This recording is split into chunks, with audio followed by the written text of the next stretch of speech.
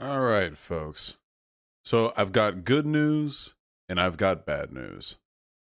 The good news is got a lot of phenomenal content for today's stream, and as always, every moment I spend with you is pleasure, almost sexual. How significant it is. The bad news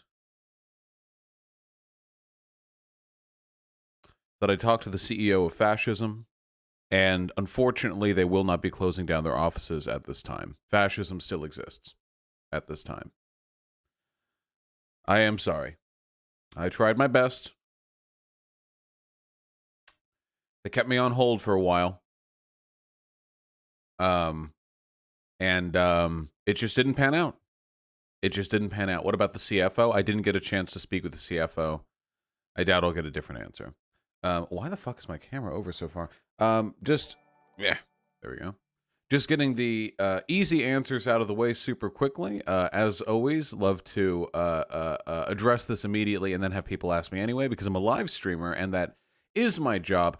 First of all, new setup. Second of all, not at all finished. Third of all, I'm currently streaming from a folding cafeteria desk. The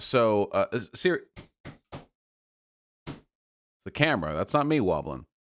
So there's a little bit of work to be done. In that regard, don't you worry. I know you know. We all know. Fourth of all, the green wall is fine. Fifth of all, if I look any redder than usual, it's because the entire past year of my channel, I had the saturation turned down on my camera, and now I don't. This is my actual skin tone. Though I might look a little bit redder because of the green behind me, since those are complementary colors. There we go. I have revealed to you. I know, after months and months of heated deliberation of my fan base, I'm here to finally confirm I am white. I know. I know. Deeply shocking to a lot of you, but this is the position we're in, and I'm sorry that I had to be the bearer of bad news, but that is just how things work out sometimes. Of course, before we get to the content proper, I'd like to open by dedicating today's stream to our sponsor, our very first sponsor. Reese's Puff Cereal. I have not eaten cereal in years. I had a craving when I went grocery shopping, so I got Reese's Puff Cereal. And it's all I've eaten for like 12 hours. That is all I have to say. Actually, does anyone else remember Reese's for breakfast? Motherfucker, I'll eat Reese's cups for breakfast. Does anyone else remember the commercials they do? Reese's Puffs, peanut butter chocolatey flavor. That one? Do you think they went with the rap route because Reese's Puffs are like black? Like the cereal is black? I would bet anything that's why they went that route. They were in like a boardroom meeting or something. They're like, how do we pitch this cereal, you know? Cinnamon Toast Crunch does the taste you can see thing, you know? Fruity Loops does their shit. Apple Jacks has the racist I am cinnamon, that thing, because cinnamon sounds like you saying man with a Jamaican accent. What are we gonna do for our product? Well,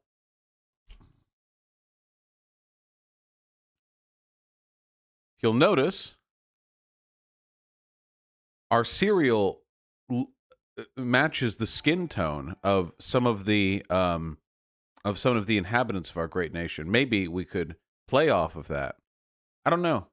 I don't know. I don't know. I think it's a legitimate possibility. It's a legitimate possibility. You don't know. They already listen for Lucky Charms. They already went the disgusting, racist appropriation of Hibernian culture with the leprechaun. Okay, so I don't know. They did the cinnamon thing for Apple Jacks.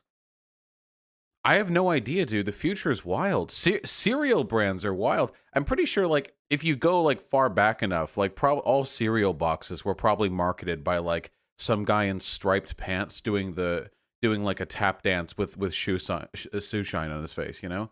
Um, right? Like if you go back far enough, it probably all stems from, you know, great grandpappy of Reese's Puffs, you know, core. Probably fondly remembers the day when they could just like stick like a blackface on their really hitting it home with the YouTube content. Thank you, Urgent Undertow. I really appreciate. Hey, everyone, make sure to like, subscribe, and donate. If you like this hilarious serial bit I came up, I spent all night working on it. I appreciate that so much, guys. You people, you're such a great audience. You're so good, so great making jokes to you guys. I love you all so much. Okay. Listen, I'm just trying to fucking prep you guys early on because we've got some heavy shit to talk about this episode. Jesus Christ. Who do I think I am?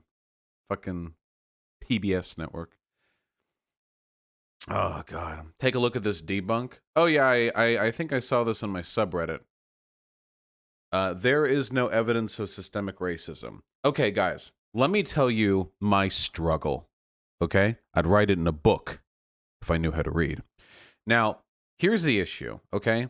Now, the issue is I am always right. It's a great burden, but it's something that I live with. And in being always right, I make a lot of people angry. And a lot of these people, what they do is they try to debunk me. I get a lot of debunks. In fact, if you YouTube search Vosh debunk, I'm sure you will get probably at this point literally dozens of videos. Looking, it's usually like a very small YouTube account, and they'll find one video of mine, and they'll go, I found an inconsistency in your data. And then if you actually watch the video, what you'll discover is they don't know how data works. That's how it goes pretty much every time. Remember, I very rarely do I actually go over this stuff on stream. Usually when I do, it's when I know it'll be funny. Like, remember the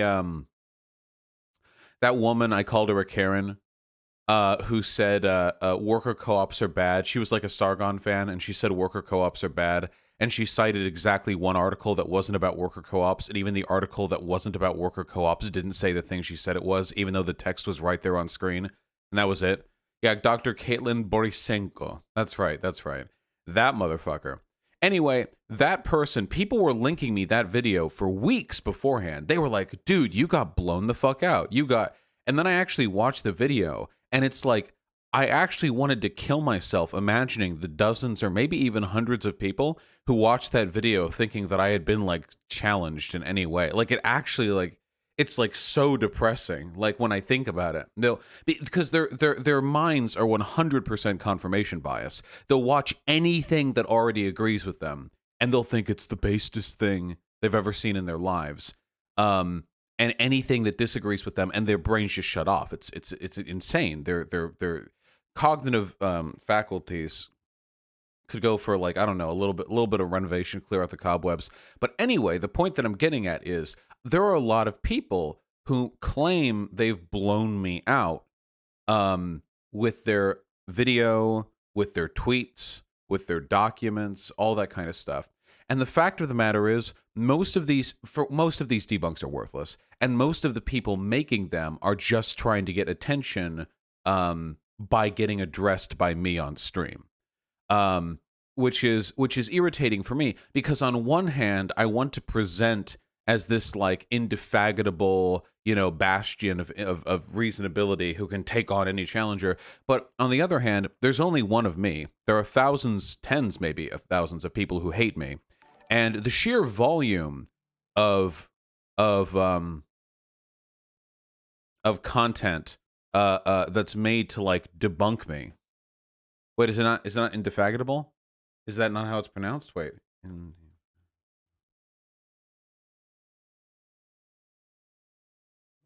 Wait, how is it pronounced? Indefatigable. Oh, I switched the D and the G. T and the G. All right, that's a pretty easy mistake to make. I'm not taking the L on that one. What is that? That's 6 syllables. You swap 2 fucking consonants in a 6-syllable word. All right, yeah, okay. Stay mad, fuckers. The point that I'm getting at, though, is that unfortunately, by taking seriously all of these criticisms, I am only legitimizing the people who make them, which in some cases can prop up bad careers and also waste a lot of time, which is a little bit irritating. So what I usually do, because here's the document right here. It's there is no evidence of systemic racism. Now, you can probably ignore the contents of this document based exclusively on its title because the data on this is very, very clear. But if you wanted to go over it like you could, this is also, by the way, this is also a really, really, really good indication that that a document is bunk. It's that they editorialize it and pull graphs out of context from the studies that they're citing. This is an extremely easy way to completely disregard anything they're doing. Any graphs are exclusively useful within the context of the studies that they were made in, and useless elsewise. So yeah. But anyway, I actually looked at that in my off time, and obviously it's incredibly stupid and doesn't prove the points they think it proves. But like, yeah. Anyway, you can do this for yourself, okay? In the future, what you can do is when you see like a Vosh debunk, Epic owned, whatever, you can take a look at it yourself, and then rather than wasting my time, you can read it and you can try to educate yourself, and maybe you'll find something that you think is a substantial criticism. But I trust you guys, and I don't think you will. So you can have fun with that. Now we need to get a move on, unfortunately, because we have a guest coming on at noon. The guest that we have coming on is, of course, a journalist who's been on the streets in Portland. I'm very, very excited to have them on to talk about their experiences with the riots, the secret police, and what have you. That's going to be a lot of fun. We have something significantly less fun that we're going to talk about before that point, though. And before we get to that, I'm going to have a sip of water. So I'm a thirsty boy.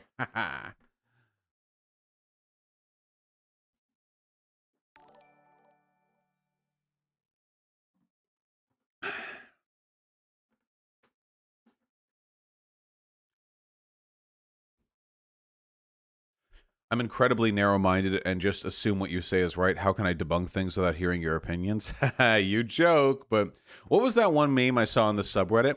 It was Luigi pulling up his pants and he was saying, "Sorry, I don't have an opinion on that yet. Vosh hasn't made a video on it." Or something like that. Please do be scrupulous, people. I am subject to many biases myself. I am a fallible human being. My brain is while significantly larger than all of yours, still contained by the dimensions of a regular-sized skull. And I want you all to exercise responsible media consumption by criticizing me and by being cynical when I make claims that you do not think match up. In fact, if you were all good viewers, you would be debunking my content yourself. Oh, here we go. Yeah, it's good. Thanks, bro 9698 for blocking the. There we go. It's cute. I like it. We got any other Luigi mains in here? I played a lot of Luigi back in Brawl. That was my shit. Just side B hoping for that crit. You know how it is. All right, folks. No more wasting time.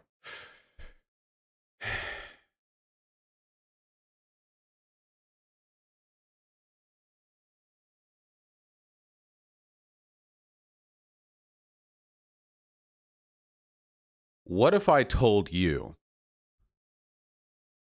that not only had a right-wing media commentator engaged in spreading misinformation, but that a member of our government was complicit in spreading that misinformation? What if I know. Got some big conspiracy shit coming up right here. Well, let's read the story, huh? From a Mr. Ian Miles Chong. It says, Black Lives Matter protester in Austin, Garrett Foster, shot at a car 5 times. He missed. The driver shot back, killing him. And if you look above this tweet, you can see a certain Donald J. Trump retweeted it. Now, I don't know if you're all familiar. You may have seen those Orange Man Bad memes popular online over the past couple of years. He is actually the Orange Man in those memes. It's actually based on a real guy, and that's him. Yeah. So anyway, he retweeted it. Now, there's nothing wrong with retweeting, unless the information that you're retweeting is completely fucking false and fake.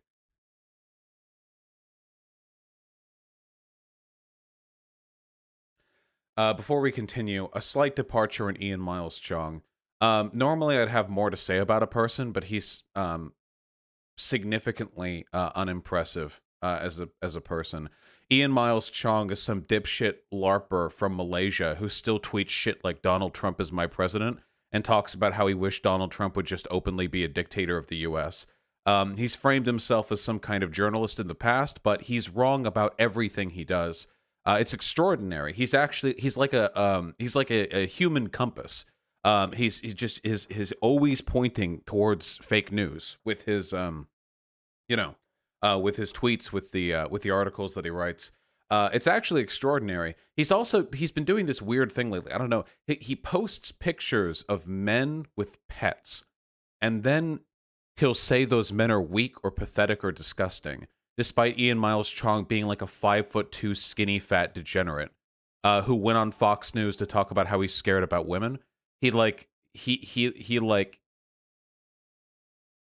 posts pictures of like men. It's literally, he has me blocked on Twitter. I didn't say anything to him. He just blocked me because he's a pussy. It was like a guy with a dog, and he was like, what a fucking weak male. What a fucking, jeez. I'm glad I'm not weak like this person with a dog. I guess he really hates dogs because, it was a cat. Oh, it was a cat. I think he did it with a dog too. Maybe it was a cat because he did it with multiple people. It wasn't just the one picture. Well, whatever the case may be, he's a big weirdo. Anyway, so the claim that he makes is that a BLM protester shot at a car 5 times. The BLM protester missed. The driver shot back, killing him. So let's piece together a story. I'll make my webcam a little bigger so you can appreciate all that green in the background. Let's piece together a story from this. So Garrett Foster is dead. It's unfortunate. Garrett Foster was a BLM protester, and this article seems to be indicating that the death of Garrett Foster was legitimate and legal because Garrett Foster was the first person who opened fire. In which case, that would, if Garrett Foster had fired first, then that probably would give you, the legal right to fire back and to kill Garrett Foster. Unfortunate that Garrett Foster apparently missed 5 times. But this was, of course, just the initial break, the initial story from Ian Miles Chong. Go a little bit further, and we see more tweets from Ian Miles Chong right here. This was prior to him writing that article. One of the BLM protesters, Garrett Foster, fired 5 shots at the vehicle with an AK-47. He missed every shot. The driver fired back 3 times, killing him. And he posts a video, thousands of likes, thousands of retweets, from In the Matrix, who I believe is a QAnon conspiracist, claiming this to be true. In the Matrix, of course, had his own tweet saying the same thing. Thousands of likes, thousands of protesters. Of course, we get the thousands of retweets. We get the peaceful protester meme right here, as we all know. Any conservative on Twitter can post literally anything and then say peaceful protester and get their fan base riled up. But unfortunately, the narrative was interrupted because this initial claim that Garrett Foster had fired 5 shots at the vehicle was actually challenged by a radical far-left organization known as the Austin Police Department.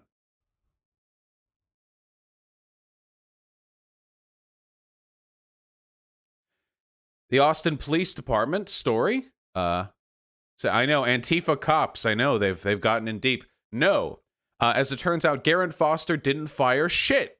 Here, through Wayback Machine, we have the story before and after it was edited. Donald Trump retweeted it before it was edited. The first story goes as such: Black Lives Matter protester in Austin shoots at car, then driver shoots back, killing him. Great. Notice how the first story here uses allegedly. That's very smart when you're telling lies and making up shit just completely through conjecture. You want to include allegedly, because if you don't, you could be sued. So that's very smart on their part. Very good decision. Then, the radical far left Austin Police Department announced that, of course, Garrett Foster had not fired anything. And the article was changed to this: armed Black Lives Matter protester in Austin killed in shootout. That's an interesting way of phrasing it when Garrett Foster hadn't fired a shot. Shootout is sort of a very ambivalent term to use for a drive-by. See, here's what actually happened. And this is, well, you don't need to look at my ugly mug. You can take a look at the New York Times article, which, because they have actual journalists, they fact check from time to time.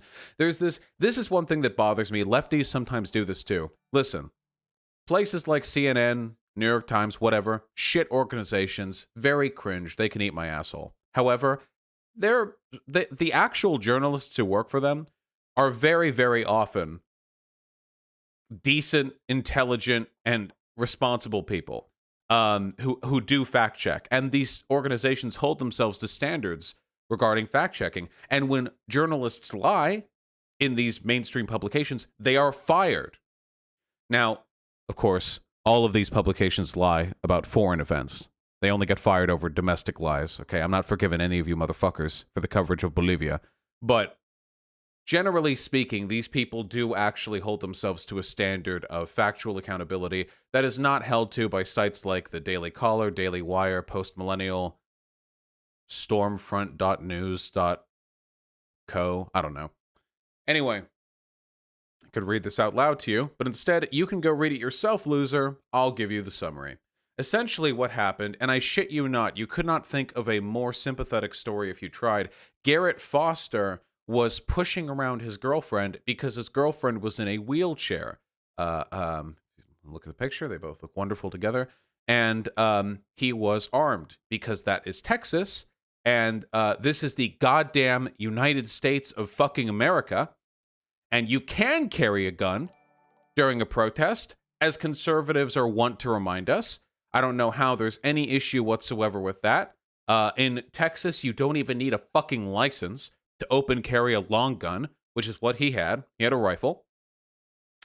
And he was participating in a protest when a driver drove into a crowd of protesters, pulled back, and then drove into them a second time. Now, at this point, the information we have is conjecture, which is corroborated from eyewitness accounts. But at this point, it is alleged that following this terrorist attack, that is what that is, Garrett Foster took hold of his rifle and aimed it at the car. Which, and I should remind you here, is legal. If a car begins driving into protesters, this is an attempt to kill people. Killing the driver is self-defense, or at the very least is acting in an attempt to prevent the murder of other people, for which self-defense applies in that case as well. You can kill other people to prevent another person from being murdered. That's how the law works. And after drawing his rifle, the driver, the terrorist, the far-right terrorist, I should say, pulled out a handgun, fired 3 times, and killed Garrett Foster. It was after that point after the 3 shots were fired, which killed Garrett Foster, that another Black Lives Matter protester fired 2 shots into the car, both of which did miss. Neither of those shots were fired by Garrett Foster, and both of those shots were legal. Again, this is the United States of America. You can do that if you want. It's your right, as a matter of fact. Of course, in any other circumstance, this would be treated as a good guy with a gun story. If it weren't for the fact that these were BLM protesters. Can you imagine if this happened to a conservative rally? Like one of these, like, I don't want to wear a mask rallies, or, God, even like a Tea Party rally back in 2015 or whatever. It would be heroes, you know? Oh, good, they fired at the car, thank God. The moment you start driving into a crowd of protesters, your life is forfeiting. Everyone would be circle jerking over how great it is that we live in America and we can use guns, and all those things are true. But it's the double standard that bothers me. Squad W, double standard. Now, obviously, this is deeply tragic. As I understand it, the driver, the terrorist, is currently in police custody and is acquiescing to police demands, which means that they will, go through the legal system as is typical. I noticed this pattern. He was released. Is that true? It's possible he may be rearrested in the future, because there might not be enough evidence to bear. I don't have any evidence that he was released. Hold on. Wait, we can take a look. Dallas shooter released. Alleged shooter released from custody. Austin police identified the armed protester shot and killed Saturday night as 28-year-old Garrett Foster. Chief Brian Manley says Foster was with demonstrators marching through downtown Austin while also carrying an AK-47 style rifle. He says a vehicle turned onto the block where protesters were marching. And entirely possible that they may be rearrested in the future, but at the moment, yes, it seems that they have been released. We'll see how that develops.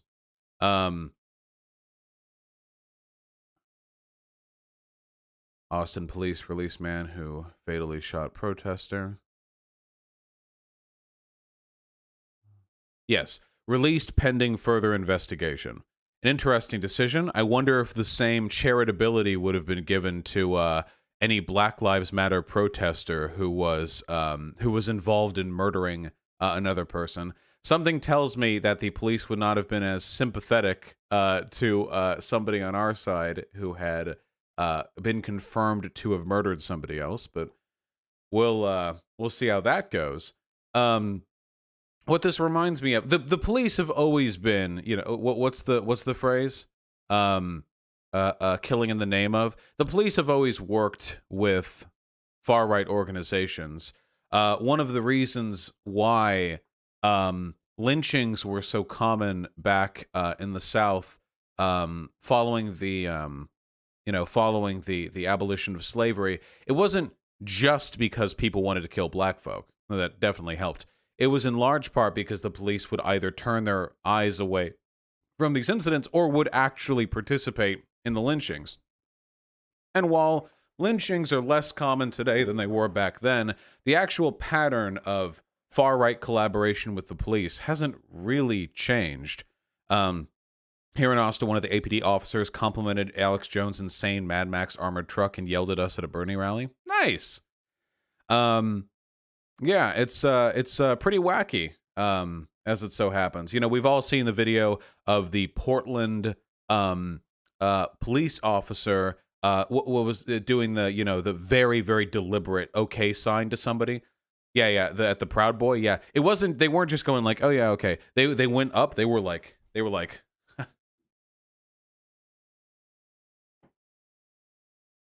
It was the most like overt, deliberate. It's just a joke, guys. It's just a joke.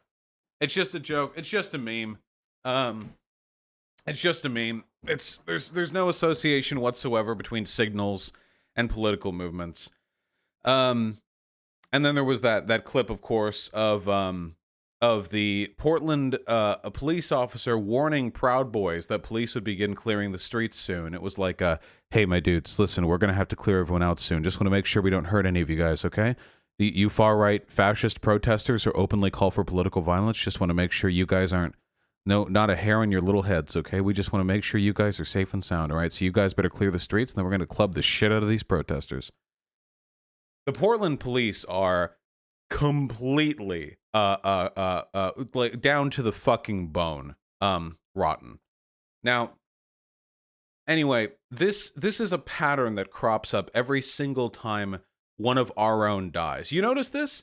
This doesn't happen when conservatives die on account of far left attacks or terrorist or terrorist attacks. Oh yeah, we should say the Austin Police Union president actually justified the shooting. Look at that. That's incredible from a police union boss. That is amazing. This is the guy who lost his life last night. He was looking for confrontation and he found it. Remember, guys, according to the police, by protesting, if you get shot by a terrorist, you have found the confrontation that you were looking for. Whew. Real good right there. It literally would not matter what he was saying right here. It literally would not matter. Because he was murdered unlawfully. You'd think a police officer would be primarily concerned with the exercise of the law and who is in the right and who is in the wrong when it comes to escalation of violence. But as it turns out, there might actually be some sort of superseding political bias on the part of the police union president, which is leading them to look beyond the law to some other set of standards by which they're judging the legitimacy of protester murders. Now, this happens every single time. I would love to point to a double standard. Like, here's how the left gets treated when a person on the left is killed by a far-right protester. And here's how people on the right are treated when a right-leaning person gets killed by a far-left protester. I would love to say that. The issue is nobody on the right dies to us. It doesn't happen. Nobody on the right dies to us. This never fucking happens. We don't. We just doesn't happen. People don't drive cars into anti-mask rallies. People don't open fire into Proud Boy media. We just don't do it. We just don't do these things. It's actually kind of a testament to our mental health. People who commit, stochastic terrorism generally aren't the most well off mentally. Oh yeah?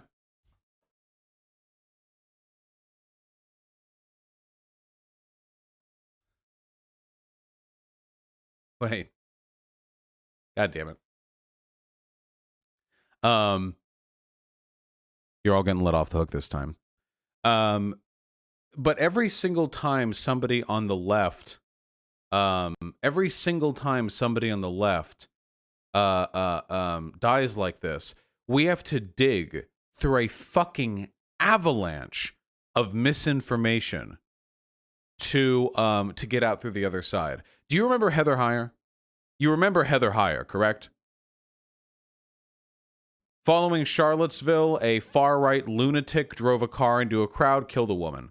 And then instantly, with no proof whatsoever, absolutely no proof, nothing, no autopsy result, nothing, all the people on the far right start talking about how Heather Heyer just coincidentally died of a heart attack, even though the autopsy report said that she died via vehicular collision, and there was no evidence whatsoever of her dying from a heart attack. They just completely made it up. And then they made fun of her, a woman who was killed by a terrorist.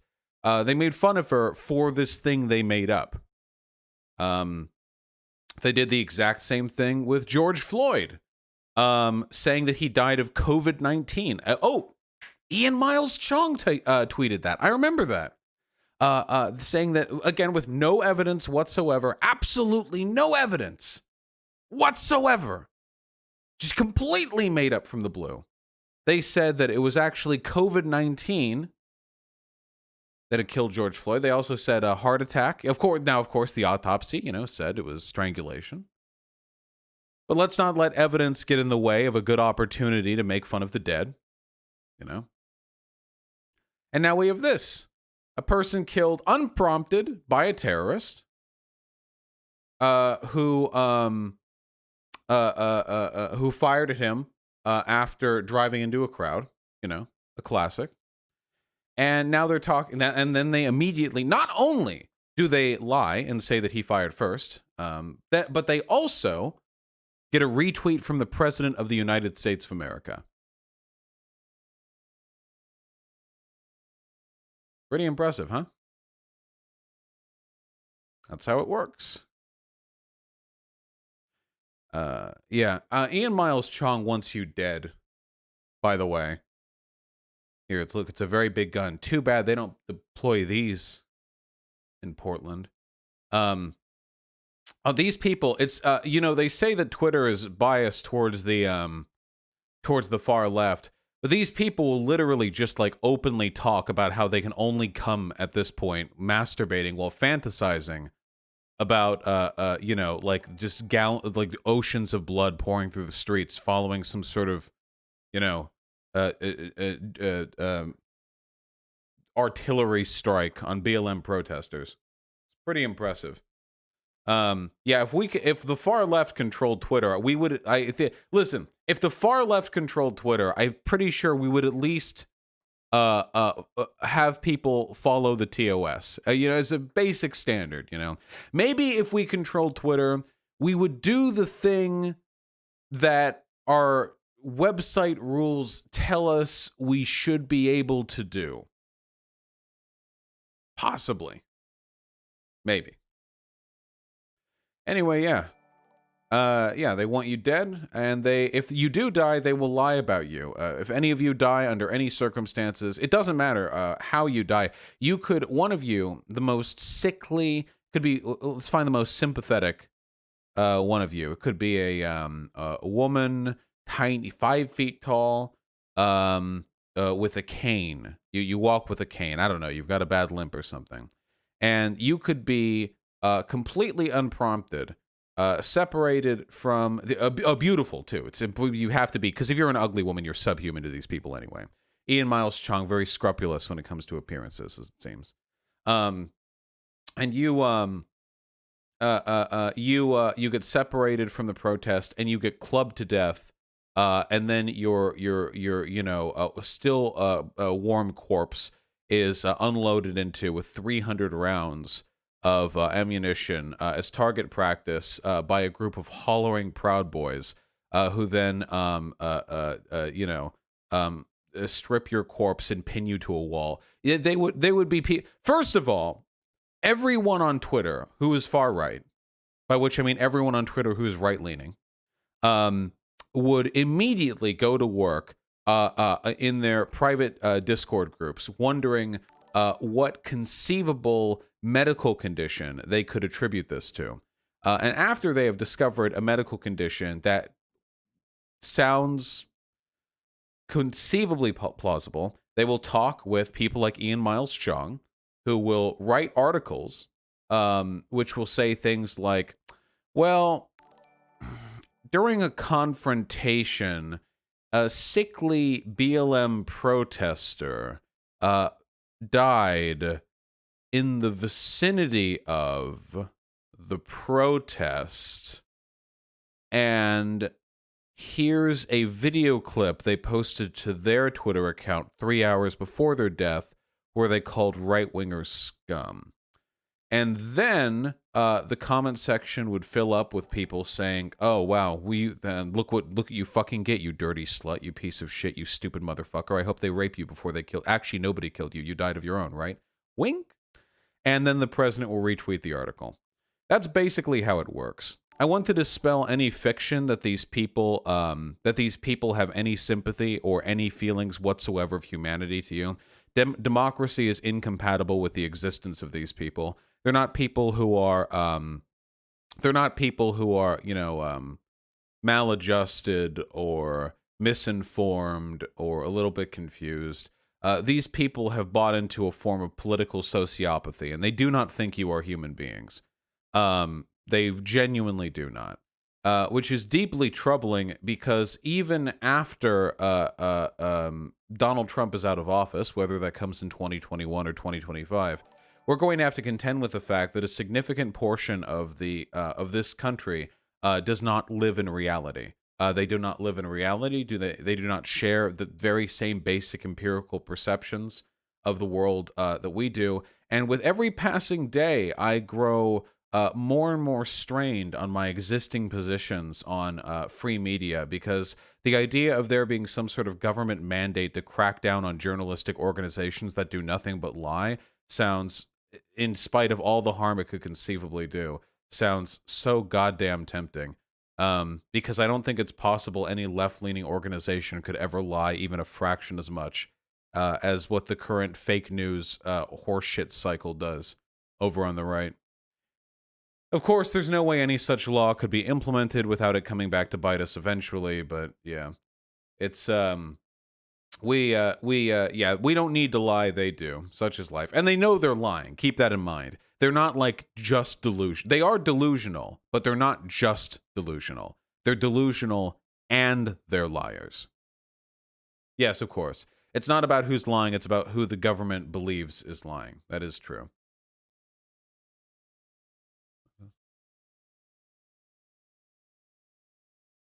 Yes, of course.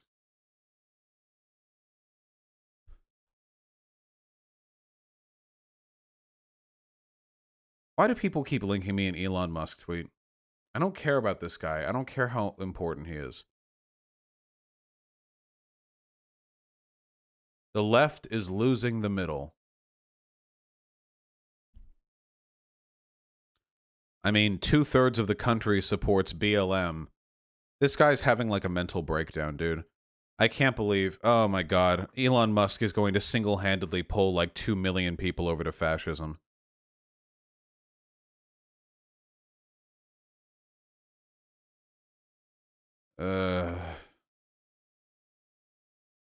Didn't his wife unfollow him on Twitter? Yeah, it doesn't matter how obviously unhinged and stupid he is. He's like Jordan Peterson. He's like all these motherfuckers. He knows absolutely nothing, but to the dejected, stupid, soy-brained fucking Redditors who worship him, he's a fucking god. It doesn't matter. Anybody with like a high school degree could watch like a Jordan Peterson segment on history and know they're listening to a fucking brainlet, and anyone who knows anything about like civic engineering could listen to fucking Elon Musk talk about a hyperloop and he realizes he's a fucking brainlet. But it does not matter, because to the dipshits who call him Tony Stark, it does not matter what he does. Every time Elon Musk fails, it's actually evidence that the universe has not sufficiently propped up him and his glorious designs.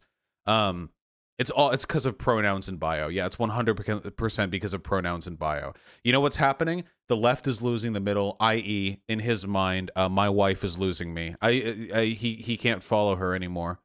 That's it. That's what this is. He did his little I hate pronouns bullshit, and then his wife and him unfollowed each other on Twitter, and now instead of talking with her like a human being, he's saying like, "You're losing me. You're too far left. You're losing me." Why do you care so much about Elon Musk? Just for you, Lib Raven. That's a month ban. You can't be.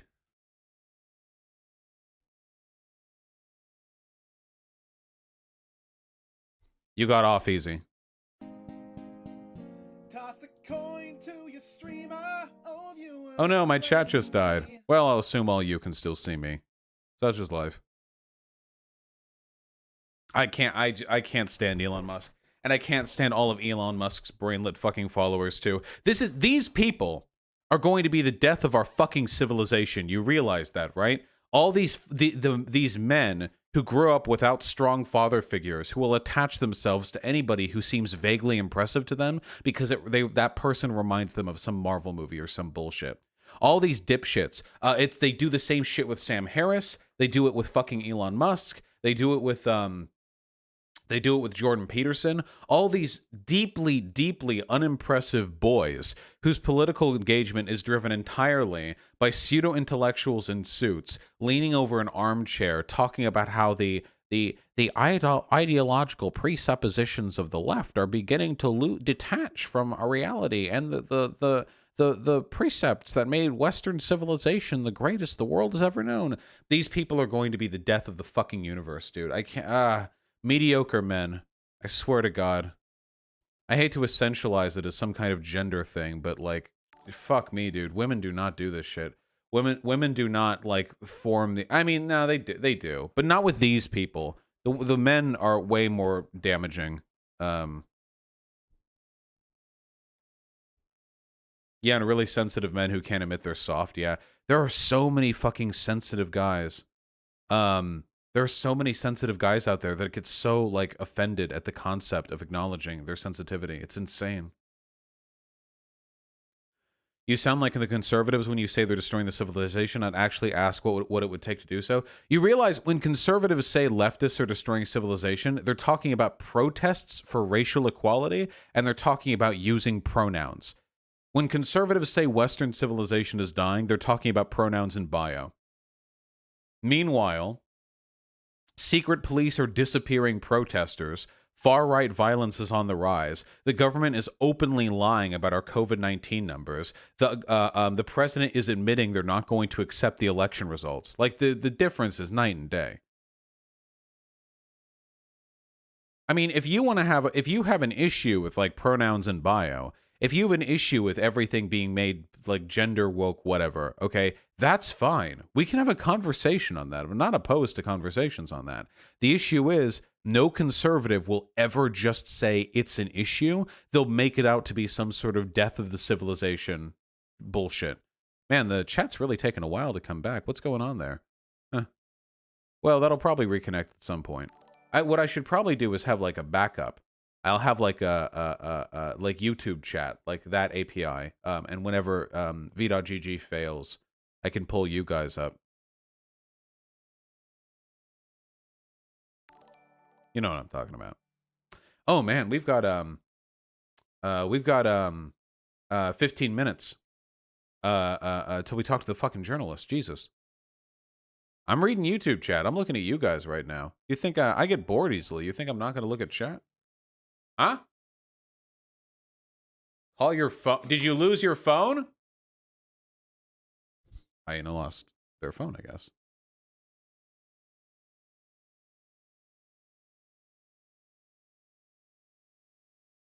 So what was I saying? Oh yeah, Jordan Peterson, Sam Harris, and Elon Musk fanboys are killing America. There we go. And the rest of the world, mind you, but fuck them.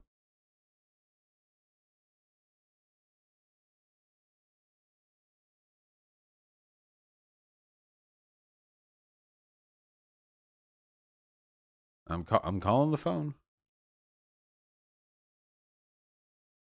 Again? Okay.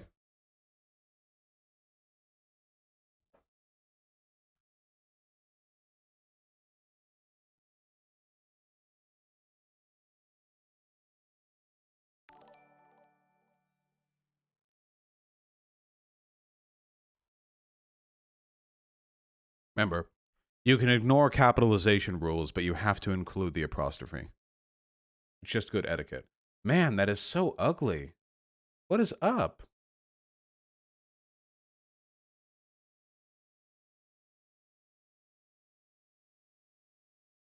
Huh.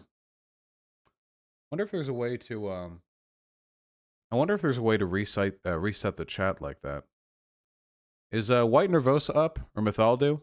I know one of you has to be up.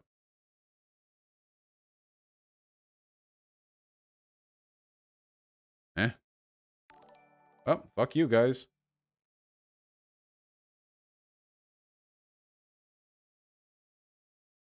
Damn, look, it's so lonely over here now. Holy shit.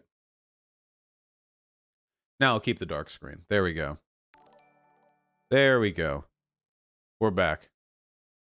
He says refresh it. Refresh what? What do you mean refresh it? Refresh. Here. Do this. Emotes. Refresh chat from here. Force refresh. Beep beep. We'll see if that does something.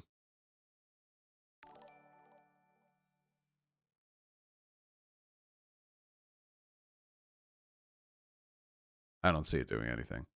Oh, wait. For a second, it said working we back. Oh, no. Maybe Libraven was what was holding it all together. Maybe by banning them. Oh.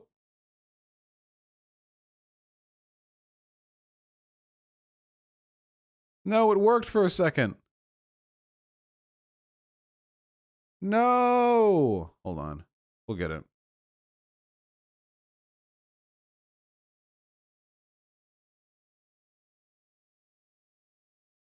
Man, I miss you guys. YouTube chat sucks.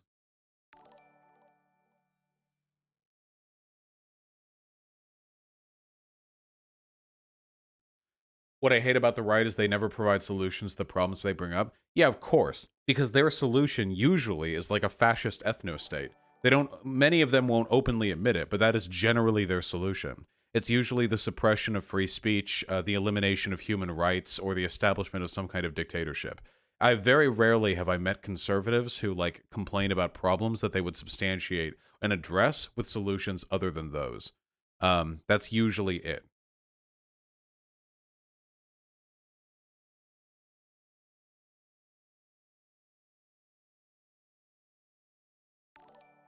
Damn, I'm triggered.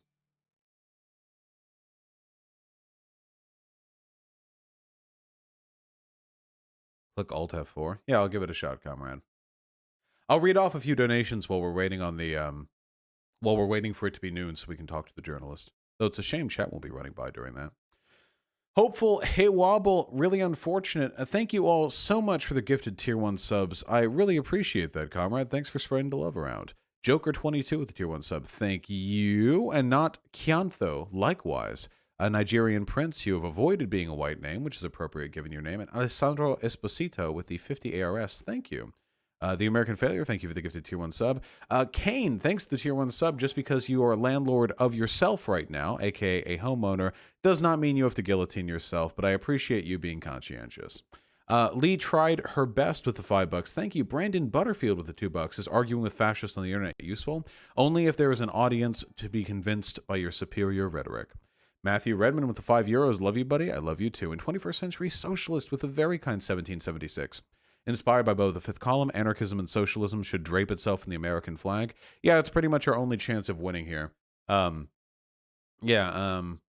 whole draping, political radicalism in the American flag is it pretty much the way things just work here. It's pretty much how America works. We should get with the times, I think. Man, it's weird. I'm not able to connect to the v.gg chat at all. Oh, wait. Wait.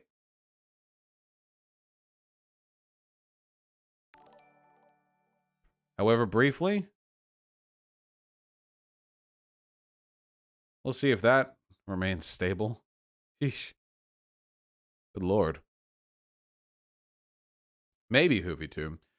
Chanto Sakura, thank you very, very much for the tier 1 sub. Thank you for the kind words, comrade. Really glad to hear that you've been enjoying it for this long. I always worry about being boring to people who've heard me for too long. GTC3 with the tier 1 sub. Very true. Thoughts on the anti-Putin protests in Russia? I mean, Big Lad Savan, probably a good thing, because Putin kind of sucks, in my humble opinion. Yeah, I can. Reddit Hussar with the tier 1 sub. Raid Reese's Puffs? True. High Progressive with the incredibly kind $15. Burger King? Whatever triggers Caleb Moppet, my dude. Ninja Person with the tier 1 sub. Thank you. What's up with you? Bubs the $5. I want the US to be like a bowl of Reese's Puffs, a mix of colors that makes my morning time epic. With no white people. I see how it is. Oh, hey, Lilith Lovett. Hey, Lilith Lovett, how do you feel about the fact that you're a libertarian and 98% of the people who call themselves libertarians online have been justifying secret police blackbagging protesters and have completely turned back on all of their previous stances on anti-government action, gun ownership? Lilith, there are no real libertarians. They don't actually exist, okay? They don't exist. There are no real libertarians. They're just fascists. That's all they've ever been. Seriously, every political commentator who calls themselves a libertarian is just a fascist. The real libertarians are libertarian socialists. We'll get you eventually, Lilith. It's true. I'm sorry. Have I seen JLP play Minecraft? Yeah, I have, Asiox. It's very, very funny. Charismatic Cryptic with the 5 Canadian YouTube chat represent. Yeah. Vaz, thanks for the $5. Yeah, I love drawing muscles. It's my favorite thing, as it so happens. Bro9698 with the $5. Excuse me. You said Africa's economy would be exploding soon, propelling some of their countries to economic prosperity. How does that work with Chinese colonialism? Yeah, so the issue is that China is smarter than us. That's the main issue. So the way that Western governments engage in neocolonialism is by using organizations like the World Bank and the IMF to keep them in perpetual neoliberal poverty so they can best exploit the labor and resources of those countries. But this is an inefficient way of extracting wealth from other places. The best way, as China is doing, is to actually bolster and build up countries and then have so many fucking ties to them that you can extort a massive amount from them, from debts, from payback on investments, and from outright ownership of their capital. That's the best way to do it. It's way, way, way smarter. Also, China has a fuck ton of manufacturing within their own country, meaning that they have the ability to better make use of the resources that they colonially extract from others. But yeah, China's just doing it better. Yeah, exactly. Make them richer but indebted to you rather than poor but indebted to you. Unfortunately, yeah, China is just better at what it's doing right now. Than we are, you know? Not that makes it good, you know? John Oliver just did a bit on the Uyghurs suffering in China. Tankies are already screeching about him being a CIA asset. I mean, John Oliver isn't even a socialist. Wouldn't they by default think that John Oliver is a CIA asset? Are we not all born CIA assets and then only through time and effort made something else? Is that not what we all are by default?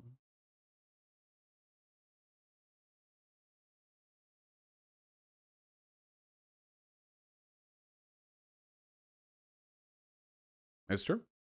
That's true. Think about it. Stay woke, friends. Think about it. Okay? Zach Jeffson with the $20. Thank you so much, Trans Rights. Very, very, very true. Gilligan with the tier 1 sub. My buddy called worried you had stage 4 cancer this morning from the woke versus racist vid. We were so worried for 10 minutes making sure you were joking, lol. Really? Okay. Well, I was, of course, joking. If I have cancer, I'm not aware of it. That's kind of sweet, actually.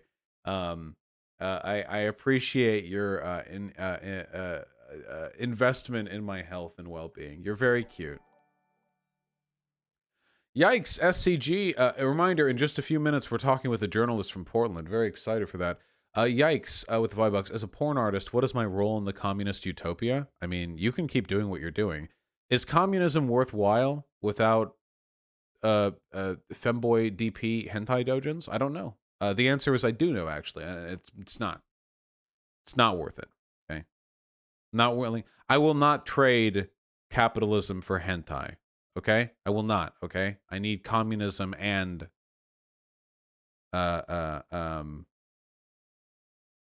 hentai. Are social democrats libs or just lib adjacent? Raven Power, they're still technically libs, but we can work with them. They're good. Not all libs are like as bad as other libs. Lib encompasses a huge range. Liberal literally just refers to like pretty much everything branching out from the from like Enlightenment era philosophy on governance and the economy. It's very, very broad. True dirty bubbles. Random Butterfield with $5. If a destructive protester ruins the whole BLM movement, then a violent cop ruins the entirety of the U.S. police. Yeah, well, you know, we're never going to get them to accept the double standard. Foster was a Boogaloo boy. Your thoughts on them? It seems like it means a bunch of different things to a bunch of different people, but if like that just means like revolution or like violent action, then I mean, I don't know. We're getting some pretty wacky times right now. Pretty goddamn wacky times. Dogmo with the incredibly kind 4,000 COPs. I don't actually know what a COP is. But thank you for giving me 4,000 of them. Jesus Christ, that's really, really kind of you. It sounds, yeah. Oh, yeah, rip. Fuck. Apropos. Thank you so much, Dogmo. I really appreciate that. Eli Alley and Mythaldu, thank you both for the tier 1 subs. Really appreciate that. And Rockstar Colas, the $5. Love your content, super based. I try my best. I'll get to more of these donations in a hot second, but unfortunately, I have an appointment. Hold on. Let me, my earbuds are tangled. Oh, yeah. Oh, yeah. This is good stream content. Oh, yeah. Oh, yeah. Yep. Oh, yeah.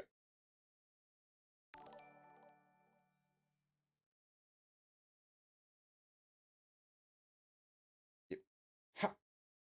How did this... I just wore these.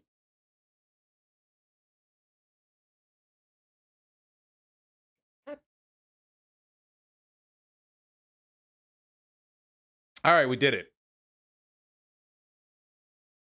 You can't get lessons like that from Sargon of Akkad, okay? That is some high-tier, big-brain lefty shit right there.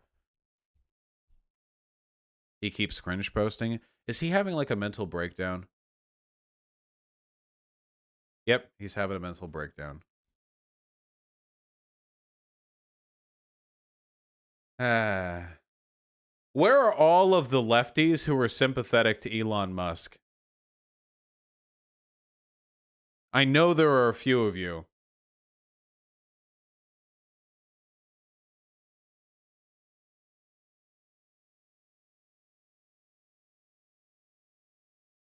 Reminder that if your opinions are influenced in any way, shape, or form by what Elon Musk believes or tweets, you're just another celebrity worshiper. You might as well get your opinions from fucking Avril Lavigne, okay?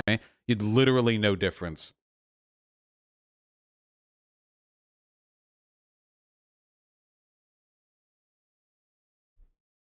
Fucking Redditors, dude. Get me out of here. I bet these are all the people who are like super into Neil deGrasse Tyson as well. Fucking kill me. Hold on.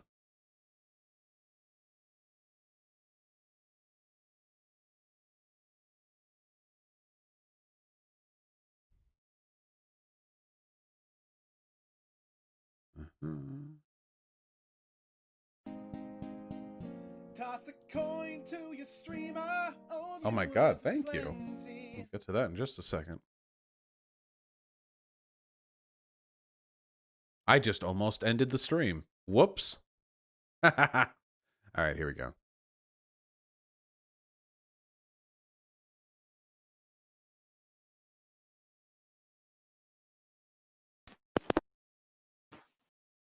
Hello? Hello? Hi. Hey there. You good? Can you hear me? I can hear you. Gotcha. Hold on. I think your text to speak settings are, or sorry, not text to speech. Your voice detection settings are a little wonky. Can you click on the gear wheel down the bottom left of the user settings? Yeah. And yeah, click on voice and video. And then click on voice activity. It should already be on, I imagine. And then drag the input sensitivity all the way to the left. And then you should sound a lot better. All the way to the left. Yes. There. Is this better? Significantly. Cool. Hello there. Hi, greetings. Yeah, how you doing? Thanks for coming on. Absolutely. Oh, my hair is terrible. All right, hold on. Just changing the stream title. Could you introduce yourself to the chat? Yeah, I'm Garrison Davis. I am a journalist in Portland. On Twitter, I go by @HungryBowtie. And I've been out covering Portland protests for, like, these recent stuff since, like, May 27th. Gotcha. Okay. You've got the pitch here. Open up. Hit me up with it. How's your experiences been over the past, I guess, couple of months now at this point? Or, yeah, you said about 2.5 months. How's it been? How's it been going? We've seen a lot of different kind of stages of protest here. I mean, we had the first week where I would accurately describe, at least one of the nights was like a full-on riot when you had people going through smashing all like the luxury shops in downtown. That's when we saw, that's when we saw first tear gas used, all that kind of stuff. But ever since that was really only rioting was the first night, which is funny why everyone describes Portland now it's like endless rioting. When no, it's really been only one night's riots, and that was in like May. But yeah, so we had that first week where had huge crowds, very strong police presence, trying to suppress the crowds. And then the police got in trouble because they used so much tear gas in the streets of Portland that they got their tear gas restricted. But yeah, like the first week. Who restricted their insane. tear gas? Who was the authority? Was it the police chief? The federal government. Oh, nice. So our mayor Ted Wheeler is also the police commissioner. Wait, that and seems like a conflict of interest. It does, doesn't it? Yeah. So Ted Wheeler, who got tear gas a few days ago by the feds, himself was responsible for so much tear gas that the federal government had to tell Portland police to stop. So that's the little bit of irony there. He should show up to more protests. I think he had a good thing going on there. When he showed up and he got gassed like right afterwards, he was building up to a pretty good streak, but I bet he won't. Yeah, I think that's the best his PR has ever been. But even still, everyone in Portland knows it's disingenuous because literally a week previously he was tear gassing like a residential neighborhood. So because he's in charge of the Portland Police Bureau, he can get them to stop using tear gas, and yet he refuses. And he himself talked about how it's so indiscriminate and it's so unnecessary, but he still continues to do it. I mean, I've been gassed by Portland police 2 days ago. It was most recently. Yeah. How does getting tear gassed feel? How you doing right now? How are your tear ducts? Oh, my lungs are ruined for life. Oh, it's terrible. I mean, I think Portland has. I mean, really? I don't know. Is that true? I don't know. Oh no, yeah. Like Portland has had the most tear gas used in this city than possibly any other city in the history of the world. Like we have, every night, multiple city blocks are just engulfed in gas. You can't see through. Like the federal, we can talk more about this later. But the federal courthouse, where most of the protests have been happening the past 2 weeks, the first 7 floors of the courthouse, you cannot work inside them. You are not allowed to go in them because they're just ruined with tear gas. Because the feds keep deploying tear gas in the courtyard, and it keeps getting wafted into the building, and people can't work in the first 7 floors of this courthouse just by the insane amount of tear gas just living in that building now.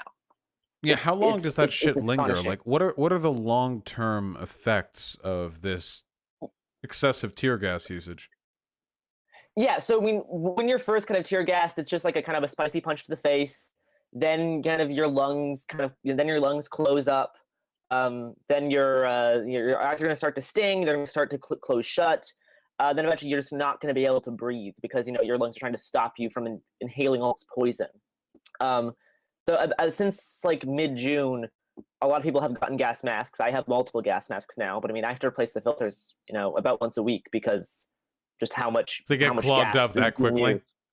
Yeah, they get clogged up that quickly. I have a new gas mask coming in today because even the mask itself is just too soaked in gas. I'm gonna put it on, I just start coughing because it's just been living in gas for so long. How much do they cost? It depends. I mean, I'm getting like $100 one that's like a full face one that includes like a shield for the eyes, so that if I get hit by a rubber bullet, my brain's not going to explode. And I also have a ballistic helmet now. I'm getting some vests because we see a lot of federal officers with M4s walking around. Federal officers have pulled their sidearms multiple times on the crowd. So I mean, the next escalation of violence, we can talk about this more when we get to get how the stuff started. But the next escalation of violence in Portland is live ammunition being used on a crowd of people. That's really the one thing we haven't seen yet. That it's the only next step because we've seen everything else. Gotcha. Yeah. Wait. So at this moment, there's been no use of live ammunition because I feel like I've seen some. Correct. I've seen clips of cops threatening that as well. I don't know if this came out of Portland. Yeah. There was that clip that went pretty viral of the feds abducting some protester and saying, if you follow us, if you follow our vehicle, we'll fire at you, which I assumed was a threat to use live ammunition. Well, Because yeah, rubber bullets won't do much against a car, to my knowledge. yeah. I mean, they've been threatening light ammunition. They just haven't used it yet. I mean, sidearms have been pulled and pointed at the crowd. You know, there's multiple people walking around with assault rifles, like federal officers with assault rifles walking around. So like, they have the means to do this. It's just we haven't got to the point where they've used it yet. But that's just the next step. So it could, you know, we're prepared like every day that it could be the day that live ammunition is used on a crowd of 1,000 teenagers. That's the only thing that needs to happen. And then yeah, it's the last step. Yeah, how do you feel about the recent judge order to prevent the police from engaging in any violence or even arrests against journalists and peaceful onlookers? I guess you would be protected by that provision as well. So I can kind of tie this into like back in June. So after they got their tear gas restricted, they couldn't use tear gas unless they declared a riot. Unless they declared it a riot. So of course they just declared riots more often when people weren't rioting. Right. But you know they did use that's the less problem. gas. I just want to say that's the issue with deferring any of these improvements to police discretion. When you say, okay, listen, we're not going to take your gun away. You can only use it in threat level 8 situations. Yeah. And suddenly the number of threat level 8 situations, it skyrockets suddenly. Yeah. So now people bouncing on a mattress literally got declared a riot. People were outside of a police union building and they brought a mattress out and started bouncing on it, and the police declared a riot. So yeah, that's kind of what happens. And also, the police broke their own window that night. This is really funny. It's terrible because I mean they use tons of gas in residential neighborhoods. But someone was like live streaming on their phone, and police walked to them, slapped their phone out of their hand. The phone flew and broke a window in the police building. Then they declared a riot because a window was broken. Do you think it would be possible? Well, I'm sure it'd be possible. Do you think it would be better if the declaration of a riot was not done by the police, but rather done by a judge? Who's sort of like you can call a judge to get like a quick warrant if you think you have like immediate probable cause for that. I think that would probably be a good way of separating the incentives. There could be a third party there, either in person or watching on streams, that gets the jurisdiction to do that. Because I mean, I've seen federal judges at protests tear gassed as well, and I think they'd be less inclined to declare riots because I think the judge was there at that fake window breaking riot, and then had to experience all that stuff. I would not be in those fucking. If I was a judge, I would not be anywhere fucking near police during in this political climate. I feel like judges are generally a lot more on our side than, because to be a judge, like it's very honored, hallowed profession. You have to be a lawyer, and then you spend 80 trillion years, practicing, and eventually maybe you get appointed. And usually these people are a lot more sensible. But the cops, especially from what I've seen in Portland, especially with the federal police, who have even less, limitations placed on their behavior, these people are just like sort of dumb thugs. The most amount of assistance the protesters and journalists have had is from the federal judicial system. Which we can talk about now, because I mean they first put in they helped with like the tear gas thing for the Portland police, and then like a week later, the Portland police arrested a local journalist named Corey Elia, and they charged him with multiple felonies. Mm-hmm. There was a felony assaulting an officer, felony rioting, and I think a few others, which of course he did not do. This journalist was just tackled by 5 police officers and arrested. And then was charged with these things, just to kind of scare the other press away. Be like, hey, if you're going to film police like this, we can tackle you and charge you with felonies. And then your life's going to be ruined for years or months. But now you have these protections that have been granted to you. Yes. So after this happened, we got protections from the federal judicial system for journalists, saying that the Portland police cannot do targeted arrests. They cannot they cannot arrest a journalist for not dispersing an area. So it's like something the police will do is like they'll declare an area closed to say like this street to this street is closed, or I've heard them say downtown is closed, like all of downtown is closed. And then if you're in downtown, then they can just arrest you because you're in a closed off area of the The city. fuck does that mean? so- Downtown? What is? I Yeah. don't. Yeah, I It's don't just think like this downtown starts on Portland. like a All of street. downtown Portland. No, yeah, all of downtown Portland is just closed because of rioting. Imagine you're here, like Um, you're in the middle of downtown Portland, like you're like a mile in all directions is downtown. Yeah. You get the fucking emergency alert on your phone. You're like, Yeah. oh shit, like just fucking sprint to the nearest border of downtown you can. Fuck. Yeah, we do see that happen. I mean, that's just how we've seen people pulled into unmarked vans who are not even protesters, just people that happen to be wearing black clothing and be down and that are downtown, and they get taken by these secret police. I mean, we've seen stuff like that happen. If you're in this area, you can just be taken and subjected to whatever you want. I mean, it's Portland, so we have tons of food carts. Dozens of food carts have been tear gassed because it's just so many food carts are now just little tear gas pods. It's just flavoring. Astounding. Just Yeah. I mean, give it a nice spice. We could talk more about food in a second. This ties into something really cool about the courthouse. But yeah, so they put these restrictions in for journalists and also like legal observers, so like the NLG and ACLU kind of like legal observers as well. So I mean that did help at the start a little bit. I mean, a few days ago, the Portland police pushed me to the ground multiple times and threatened to arrest me for not moving to the sidewalk. When I was in front of like a whole crowd of protesters, and the police were like pushing us back, out of downtown. And they were specifically targeting me as press, saying that I need to move. And I just repeatedly yelled at them about their federal restraining order, because it's actually like a restraining order against press. And every time I did that, they backed off. So it's really interesting, like they're totally willing to arrest me and tackle me as long as I don't know about the restraining order. If I wasn't yelling about that, they would have absolutely arrested me and charged me with terrible crimes. Yeah. But because I kept on yelling and filming about the restraining order, I was left alone. I was left alone. Yeah, that's why you have to know your rights, because they prey on you not knowing your rights. Yes. Yeah. So They I was get away with it. Yeah. Absolutely. Yeah. So I was with some other journalists, and there were like kind of smaller journalists who maybe they're just like live streamers. And eventually we got pushed back, so far. And I talked like this to 5 people. I'm like, hey guys, we all have press passes. Let's just walk up to the police line. Because if only one of us does this, they're absolutely going to arrest us. They don't actually care about the rules. But if there's 5 of us and we all talk about the restraining order, they're not going to arrest us. And that's what we did. And we got yelled at.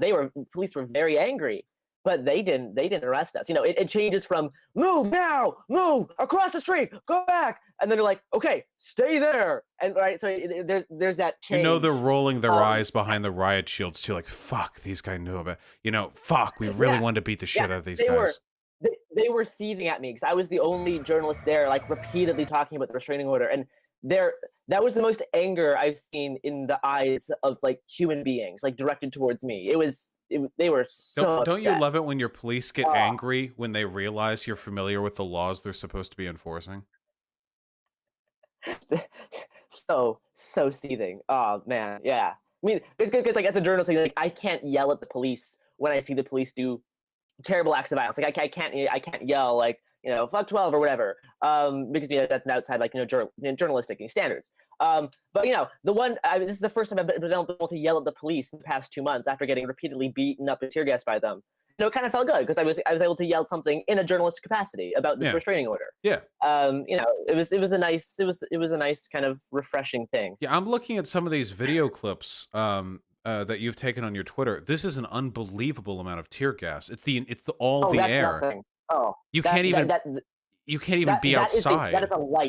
That is a light tear gassing compared to what we've seen. You don't like, if you're not in Portland, you can't understand how much like entire city blocks have just been filled with gas that you can't see through, like just walls of gas. Do you think like after this, a bunch of Portland food carts are gonna have to start spicing their food with like pepper spray and tear gas, because that's all you motherfuckers are going to taste anymore? Like all your fucking taste buds are going to be shot after all the protesting, so the only thing you're going to be able to it'll be like 2038 and you'll be just biting into like a fucking rib roast that's been seasoned with half a can of pepper spray, and you'll be crying thinking like, I remember those days. I remember the protests. So, we can talk about this later, but there is a street kitchen set up in a park in front of this protest called Riot Ribs that give out free barbecue to everyone at the protest. And yeah, they the joke is that they're seasoned with tear gas. That's what they do. But yeah, if you go to like the day previous to the Is it video that good? you're seeing now, oh yeah, it's fine. Well, I mean, it's not actually seasoned with tear gas. Like they Oh, try to okay, close wait, their eyes and try to okay. keep it away. I don't actually. It's not perfect. Yeah. You could Yeah, like, probably you don't wanna make consume. something good out of like you probably could. I just I don't know how worth it would be. You don't. There's other ways of doing stuff. But if you go to the day previous to the one that's watching now, the tear gas is much worse. I mean, I've had days that's much worse than even the past week. Yeah. It's bad. I mean, but the fun thing about that shot is you can see the canisters flying towards me. So that's why I like that one. Yeah. Yeah. So Portland police got their journalist stuff restricted. And then the protests kind of started dying down because, I mean, police weren't allowed to use their toys as much. I mean, they were still throwing tons of stun grenades. They were still throwing tear gas every once in a while. They're still doing a lot of shooting with impact rounds. Mhm. But then in July is when the feds showed up, and then this is like kind of like a new stage of the protests. Yeah. This reminds me of Pathologic. So wait, I'm really sorry. Do you know anything about Pathologic? H. Bomber Guy made a video on it. Yeah, I'm playing Pathologic right now. Actually. Oh shit! Well, not like fuck right you. now. Like Yeah, no. yeah, but I've been playing it. Yeah. It's a really good game. It's just I know it's dumb. It's one of my favorite games, but like the game is like you're dealing with a pandemic and an ever escalating series of like hardships befalling a town and shit. Yeah. And see like Portland, like okay, well you have COVID, and then you have the police come in, and then the army come. The federal police are essentially soldiers. The army comes in, and it's like, oh wow, this fucking sucks in real life. I started Pathologic around May, and I had to stop playing it because I'm like, oh crap, I'm living this. I don't have time to deal with this nonsense because I'm actually dealing with it in real life. So I haven't played it in like a month or so because I just don't have the mental capacity. That's okay. That's okay, and we forgive you. Yeah, many apologies. So yeah, in July is when the feds showed up. They showed up a little bit on July 4th. July 4th was like a little battle with the police and feds because everyone had fireworks. So it was just like a little like exchange of low-grade explosives of people shooting fireworks into the police shooting flashbangs and stun grenades into the crowd, tons of tear gas. I mean, that day we saw police drag people into clouds of tear gas to arrest them, which isn't great. Yeah, so that day was rough, but it was also kind of like the first day we saw active resistance against the police because of just the amount of fireworks people had. People got brave enough to be like, oh, we can actually like do something. Like they're gonna tear gas us anyway. We can actually do something. We don't need to just stand around. And we've kind of seen we've seen that mentality go forward ever since. So July 4th was like a big day. The feds showed up. Around July 11th was a massive display of force. My pinned tweet right now is a compilation of all the terrible stuff on July 11th. Massive display of force. This is when really quick. Yeah, I want to pull this back a little bit. Just a little bit. So, with regards to the violence that you've seen, this feels like a sort of very formal and very much unnecessary question on my part, but the violence has been initiated by the police. This narrative that protesters are inciting or triggering violence is a completely manufactured one. Yes. Yeah, I mean, we've seen a lot of graffiti. Just a lot of violent graffiti. Yeah. A lot of according to the DHS statement, there's a lot of violent anarchists doing graffiti, which means if you're doing graffiti, I guess you're now a violent anarchist, which is interesting because graffiti isn't explicitly anarchistic. It's also not violent. And other things like property destruction isn't violence either. And we haven't seen property destruction on private buildings since May. We've seen people throw water bottles at the federal building, but I mean, still, that's not violence. Like the amount of people sent to the ER from the police and federal officers is like astounding compared to like no one's been sent to the ER from the protesters. Like they haven't hurt anybody. They're not. No, of course. Also, the police are all fucking armored. Like you'd have and they're all in armor. Yeah. Yeah, you'd have to take a weapon to them to even have a chance at injuring any of them. Look at them. They all look like soldiers.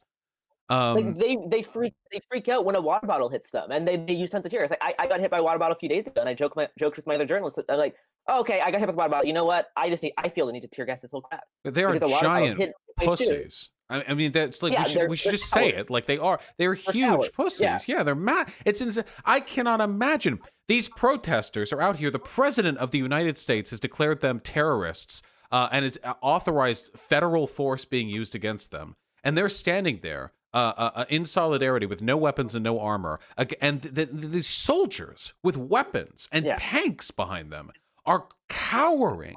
They're so fragile. It's like the cop, like, I feared for my life extent. You know, like anytime a black guy kind of like twitches in front of them, they are so jumpy. It is unbelievable to me. Yeah, they're terrified of a crowd of teenagers with water bottles and a whole bunch of moms standing in a line.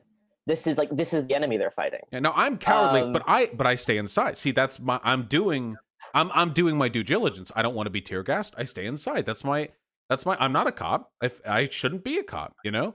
I'm nailing it. I'm holding to my civic responsibility. Oh, the moms thing. You were Yeah. you there for that? Oh yeah, I've been there. I was there a lot of times with the moms. Yeah, Can you give me the and the deets? mom's been great. Yeah, so I'll do like a quick summary of how we kind of escalated to this point, and then that'll explain kind of how the moms happened. Yeah, sure. So after the massive display of force on July 11th, they fractured someone's skull because they shot them in the head. They needed skull plates put into their skull. I saw that. Facial reconstruction surgery. Yeah, terrible. After that, that's when like the unmarked vans popped up. Like 2 days later, when federal officers started driving around picking up people in these unmarked cars. People not even affiliated with the protest. In some instances. Yeah, so that happened. Then I was the first one to like report about that, and then the Oregon Public Broadcasting wrote a really good article on it, and that article went viral. And then everyone kind of figured out, oh wow, stuff is still happening in Portland, and that's when all the national spotlight kind of got moved over. But around the time all the unmarked vans were happening, Portland got very hopeless. Everyone got really down. The crowd was getting maybe like 200 people a night. People were like losing traction because it was just terrible. You felt like, wow, they're just taking people off the streets. They're doing this massive display of force. It's sending people to the hospital with skull fractures. It's bad. But so like the federal tactics at that point was just to disincentivize people from coming out just by scaring them away.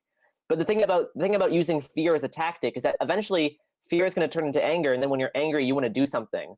So about like a few days after the van thing happened, we saw thousands of people show up in the streets again. Went from having like 200 people on a good night to like having now like 3,000 to 5,000 people every night, even on weekdays, which is insane. That's pretty incredible for not riots, but like protests which carry a very high severe risk of harm. That's a pretty huge turnout. Yeah, I mean, especially these started in May, and we're now getting 3,000 to 5,000 people every night for the past like 2 weeks.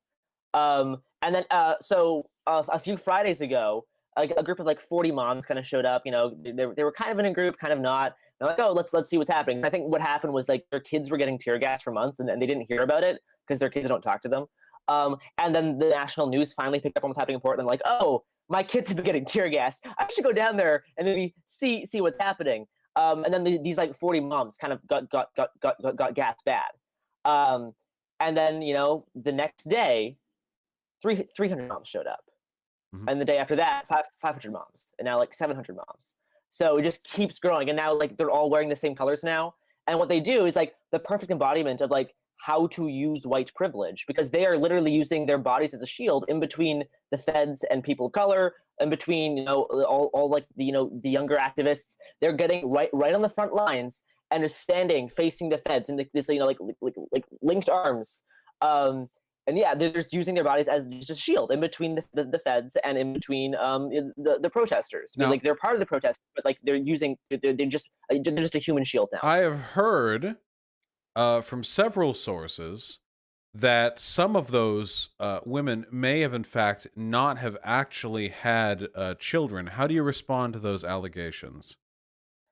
If they haven't had children themselves, they now have thousands of kids at the riots. They now have tons of riot babies. You should have been a politician. That was good.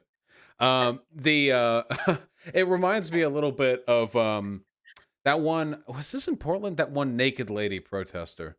Yep, Was that in Portland? that was in Portland. Yeah. I think what a lot of people need to recognize here is that when it comes to these protests, the actual material outcomes of anything the protesters are doing are comparably irrelevant. But the whole nation's eyes are on Portland and on Seattle, Yeah. and what that makes this primarily is an optics game. It's about looking as Yes. good as you can. So when you get people like you with recordings of overuse of tear gas, of protesters being brutalized, of cops getting angry when they're asked to respect your legal rights, this is good for us. And likewise, you know, some people have made like a big fuss over protesters pulling down fences or whatever. They have their little petty property crimes that they can blow up into a justification for retaliatory violence. But that lady, that naked lady, I think very, very, very smart. Because she Yes. played a gamble there, and any recording, because there were 1,000 cameras on her, obviously, in that where a naked woman is shot or brutalized by multiple armed men would invariably make them look monstrous. And it's a weaponization of the exact. I'm sorry, I'm rambling here. It's a weaponization of the exact same optics tactics that white nationalists and white supremacists have used for over a century, where it's the protection of the beautiful Godiva, you know, the white woman with the fair hair and the fair skin, against the brutal savages that motivates their radicalization, just turned around. I think it's a brilliant play on her part. I'm so happy to see that used effectively. Yeah. So that was exactly, yeah. It's an optics game, and the more time we get footage of a whole bunch of 40-year-old like liberal mothers getting tear gassed for standing there, you know, is very effective messaging. You know, the times that, and it's also like just an effective tactic. Like the naked woman standing in front, she just scared the federal officers away, because what are they going to do? Are they going to shoot this person with 40 press surrounding them? Like, really? No, of course not. So then the federal officers retreated into their building. So it's very good for like an optics battle, because in case something does happen. But if nothing happens, it's still a very good effective tactic, because then it's going to push the federal officers away because they're aware of the optics. And we saw the same thing happen with moms. I mean, eventually they're going to tear gas them, you know, a few hours later. But for the first few hours, the moms are very effective in keeping the feds, you know, inside their building and not just shooting wildly into the crowd. Unfortunately, it is very much a product of privilege, because we all know that if it had been like a chubby black lady standing naked, like they would have clubbed the shit out of her, and everyone on Twitter, all the right wingers, would have been calling her like a gorilla or something like that. It really is so much about weaponizing privilege. It's insane how important that is. Which is one of the reasons, of course, why it's so important to frame Black Lives Matter as not black versus white, but people of all colors rising up against an unjust institution. In large part, not just because that is the case on its own, but also because, man, white people are way less disposable in our meat machine of a country than black people are, and that, you know, position of that advantageous position is incredibly useful in a protesting sense, you know. Yeah, absolutely. That's a very concise way of putting it. And the really cool thing about we've seen in Portland now is like the evolving tactics of the protesters learning how to, like, it's kind of been a crash course about how to resist the state in Portland, because we're seeing, you know, ever since, you know, we got thousands of people back in the streets, ever since the feds started, just the feds. I mean, the Portland police have been helping a little bit, but it's mainly been the feds in July. It's just been, you know, battling the people of Portland versus these, you know, occupying secret police. And I think the important thing is, like, these aren't police officers. Like, these are not police officers, and they're also not even soldiers. That's an important distinction. Is like, these are federal agents that are meant to just break human bodies. Like, they're not meant for like long-term combat. That isn't what they're trained for. They're trained to disincentivize and destroy human bodies. That is their purpose, and they have no accountability, and they can just do whatever they want. So they're the most dangerous type of like federal officer. So Like most of it, being a type of officer, by far. officially, these are, if I remember correctly, and you can correct me, of course, these are Customs and Border Patrol agents working under the Department of Homeland Security, correct? That's the official administration they're operating under? Most of them. So yeah, there is like a mix of like at least 3 organizations. So there is some Customs and Border people because Portland is technically a border city because Right. from the blah blah blah. You're from within the, 100 like, miles ocean. of the coast, yeah. Yeah, this the stupid rule. Yeah. So we have some of BORTAC, which is like this specialized kind of border patrol thing. We have like actual ICE officers. We have regular DHS officers. We also have U.S. Marshals. So we have like 4 or 5 organizations kind of all working together. But yeah, it's a large mix of officers. But like it's important, like these aren't actually soldiers, because like soldiers know how to actually like soldiers would be very different in fighting, because these people are just for breaking human bodies and destroying urban cities, which soldiers usually aren't trained for. These guys are. These guys are just for destroying urban cities. Like they're not trained to dispel riots. They're not trained to do crowd control. They're trained to hurt people, and that's it. And that's what we've seen. That's the tactics they use. So like they're far worse than the regular police bureau. Like Portland is not scared of the police anymore. Like Portland has stood up to the police long enough, and they've stood up to the feds since then, that now like the Portland police are nothing. Like the Portland police are insignificant. And the feds are slowly becoming more insignificant, and they're going to continue to unless they use live ammo, because people are getting less scared of them and better at resisting. I mean, we've seen dozens of leaf blowers show up just to blow tear gas back at the courthouse, which has been extremely effective. We've seen a lot of variations on like the Hong Kong tactics used. Careful what you wish Portland is for. getting- The next comes the National Guard, okay? Be careful out there. No.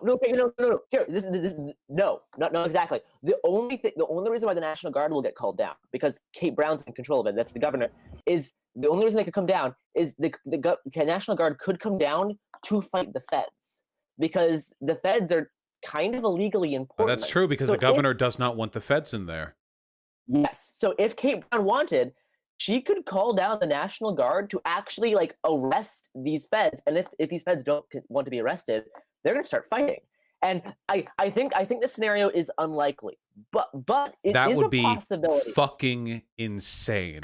That would be the most insane shit that has ever happened in the history of the United States.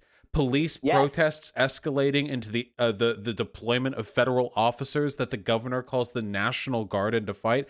That would be Portland would be leveled in the fighting. It would be insane. Yes. Yeah. Oh yeah. Absolutely. Yeah. So like I doubt this will happen, but this is the first time that this has been kind of on the table. Like this is the first time that this is actually a distinct possibility.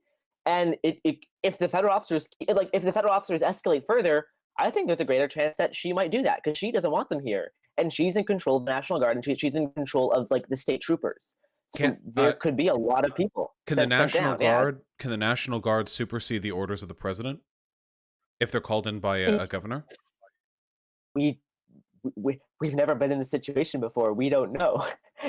This is where the law gets kind of iffy, because we've never been in this exact scenario, that we're kind of unsure of who has the legal right. That's why it kind of is going to turn more into a firefight, because I mean, you could make like a states' rights argument. You can also, you can make an argument like the federal government's trying to like take control because this stuff's going to chaos, which means it is going to chaos, but from the feds. But yeah, like I watched a video talking about like the legality of what's going on, and it's kind of iffy. We've never been in this exact scenario. There's nothing really on the books saying, black and white, yeah, this is how it is.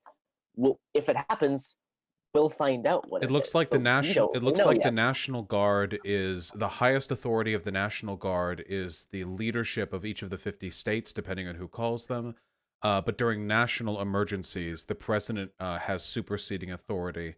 So he would have to declare a national emergency to regain control of the National Guard.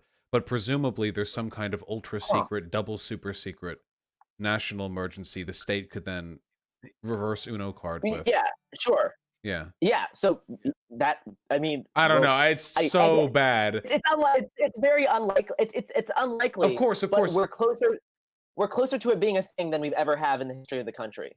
So, can you explain something to me? Why is the there's so much attention being placed in this on this courthouse in Portland. I've seen so many videos of protesters rattling the gates outside it, of tear gas being blown back into it or fired out from it. Why has that become like the nexus of this civil action? It kind of happened by accident. So the protests have been stationed. The protests started at the Justice Center, which is right next door to the courthouse. The Justice Center is like the central precinct of the Portland Police Bureau. They started like an occupying movement on the steps on like May 27th. So like exactly like 2 months ago. Mhm. So the protests kind of just got stationed, just like a coincidence at the Justice Center, and people just kept showing up. And then when the feds arrived, they were stationed in the courthouse, which is next door. So when they started shooting out of the courthouse, everyone kind of moved like, oh, we're at the Justice Center, we're gonna shift over next door to the courthouse because that's where we're getting shot out of now. So that's kind of why stuff has moved over to the courthouse. I mean, it's a terrible target because the feds have so much, like, that's where they all live. So that's the place to like shoot from, and everyone's just like right there. But because of just kind of a coincidence, that's just how kind of stuff mapped out geographically. That's kind of where stuff has went down. Okay, yeah. So it wasn't like this big targeted, planned direction. No, It was just not at all. sort of happened that way. It was just an accident. Yeah. So to what extent have you seen action done by the far right in Portland? Have you seen like Proud Boys or any communication between these groups? Like to what extent are they present there? Overall, the amount of people on the right who talk about like resisting, the tyrannical government, who talk about all these kind of things, have been oddly absent. I don't know. I'm not sure what they're so busy with, because I feel like this is the kind of thing they've been LARPing about for years. And something tells me they may just be kind of cowards because they haven't showed up to these things. They have stayed away. They don't want to deal with the police using violence. They don't want to deal with tear gas. They have not showed up. We've seen. When I first showed up, I was so prepared for this to happen. I mean, like we got like a random Nazi to show up on like the first night, and then we haven't seen him since. Well, they could be there. Maybe you just don't recognize them underneath the visors. I mean, like, I've been tracking all the people. Oh, sure, yes. I mean, Portland police literally employed someone who built a memorial to Hitler in his yard, and he was employed for like 20 years in the Portland Police Bureau. And this was like in 2010. And I mean, the Portland police have consistently worked with the Proud Boys and have been in communication with the Proud Boys. It's one of the most corrupt police departments in the country. They're like, they're really bad. How does that happen exactly? I know that your mayor isn't exactly well liked, but I don't. The Portland mayor, what's his name again? Forgive me. Ted Wheeler. Ted Wheeler. I didn't get the impression this person is like some sort of crypto. I'm surprised there hasn't been greater action taken to address this. He's like the Joe Biden of Portland. He's this like milquetoast liberal who really doesn't want to do much action. He's like, oh, we have to kind of back the boys in blue, kind of sometimes, but also protesting is good, but also tear gas. Oh, I don't like it, but I'm gonna keep using it because we kind of have to, and I'm not gonna do anything. I'm just gonna. So he's a useless piece of shit. I'm a journalist, so I can't say those words, but. Okay, yeah. But so do you think there's Sure. going to be, when is he up for re-election? Do you think there's going to be an effort to remove him? Yes. There is a candidate that's running against him who is gaining a lot of popularity since Tear Gas Ted became a meme. What's their name? Do you know? Sarah, I forget their last name. I'm a bad journalist. All right, I'm a political commentator, and I don't remember anything unless it's immediately relevant to the discussion. Sarah Lanarone. Oh, that's Lanarone. Sure, I can't say that. Yes, but that is the progressive candidate. It's opposing Ted Wheeler. Iannarone. There it is. Iannarone. Yeah. So yeah, she's been attacking him from the left consistently for years. And I think there's a decent chance she'll be elected mayor because of how everyone's gotten so upset at Portland at Ted the past 2 months because how terribly he's handled these protests. I mean, and she's been getting tear gassed months before Ted has. She's been out there fighting with the people of Portland. Gotcha. So during the so I think when did the rioting begin? When was the day one of rioting? May 29th was like the I would say the only actual riot. I mean, like Okay. riots have been declared, but like that was the day that only rioting was really happening. So the the primary election for the mayorship of Portland was done on May 19th, before shit hit the fan. And at that We're time, in a runoff election. Yeah. right, at that time, Sarah got like half the votes Ted Wheeler did. But since then, we've had everything going on in Portland, which is, I mean, that maybe that means there will be enough for a turnaround come November 3rd. That would be really, really good. There is, yes. It's getting turned into a runoff election. The campaigns are still going because yeah. So I don't want to get my hopes up because I mean Ted Wheeler is just such a bad mayor in every capacity. Uh-huh. But we'll see. We'll see what happens. I mean, it's possible, and I think she would do much more to help the city of Portland against occupying federal force than Ted would. Yeah. We'll see what happens on that front. Gotcha. Okay. I feel like we've covered pretty well what's happened up until this point. What do you see happening forward from this point? It's if I told you a specific thing, I'd probably be lying. That's I know, but general feelings. What do you hope for? What's the Yeah. best case here? It depends on what you want the best case to be. Because if you want the best case, there's a lot of possibilities that could happen. I mean, the feds have no plans on leaving. So I think like militant protests are going to continue to happen for a while because the feds aren't going to back down right now. They want to like show that they're in charge. They want to show that they are kind of in control of the city. So they're not going to leave, and people are going to keep showing up. People are going to keep evolving their tactics. They're gonna, I'm not sure. Like the feds have tried so many things with like the fence. They tried the fence a few times.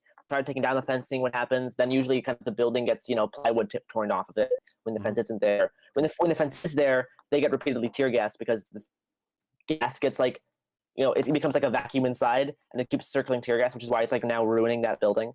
So it's kind of unclear. I mean, the protesters could move to a different location. Like they could start attacking, the local ICE building. They could do more stuff about the Portland Police Bureau. There's a lot of things that they could do that isn't right in front of this courthouse. But I think they're gonna stay here and as long as the feds are. And yeah, they're not gonna leave. But even when the feds do head out, a lot of Portland is really upset at the Portland Police Bureau still, and that is something that still needs to happen. Like they've been defunded by like $25 million. But that's insignificant, the amount of funding that the police bureau has, and a lot of people in Portland are really about abolition right now. It would be difficult not to be, given the circumstances here. Now, wait, after getting repeatedly realized, I have to ask, and this is important to me because this is a problem lefties make all the time, where we get really, really hyped up because of how active and how engaged the 10% of the population, that's pretty far left is, and we forget that the average citizen is stupid and ignorant and blissful in their ignorance. So do you this shift towards the abolition of the police, against the police, that sort of thing, do you think this is being represented by a significant portion of the citizenry of Portland, or do you feel that this message still needs time to spread to that group?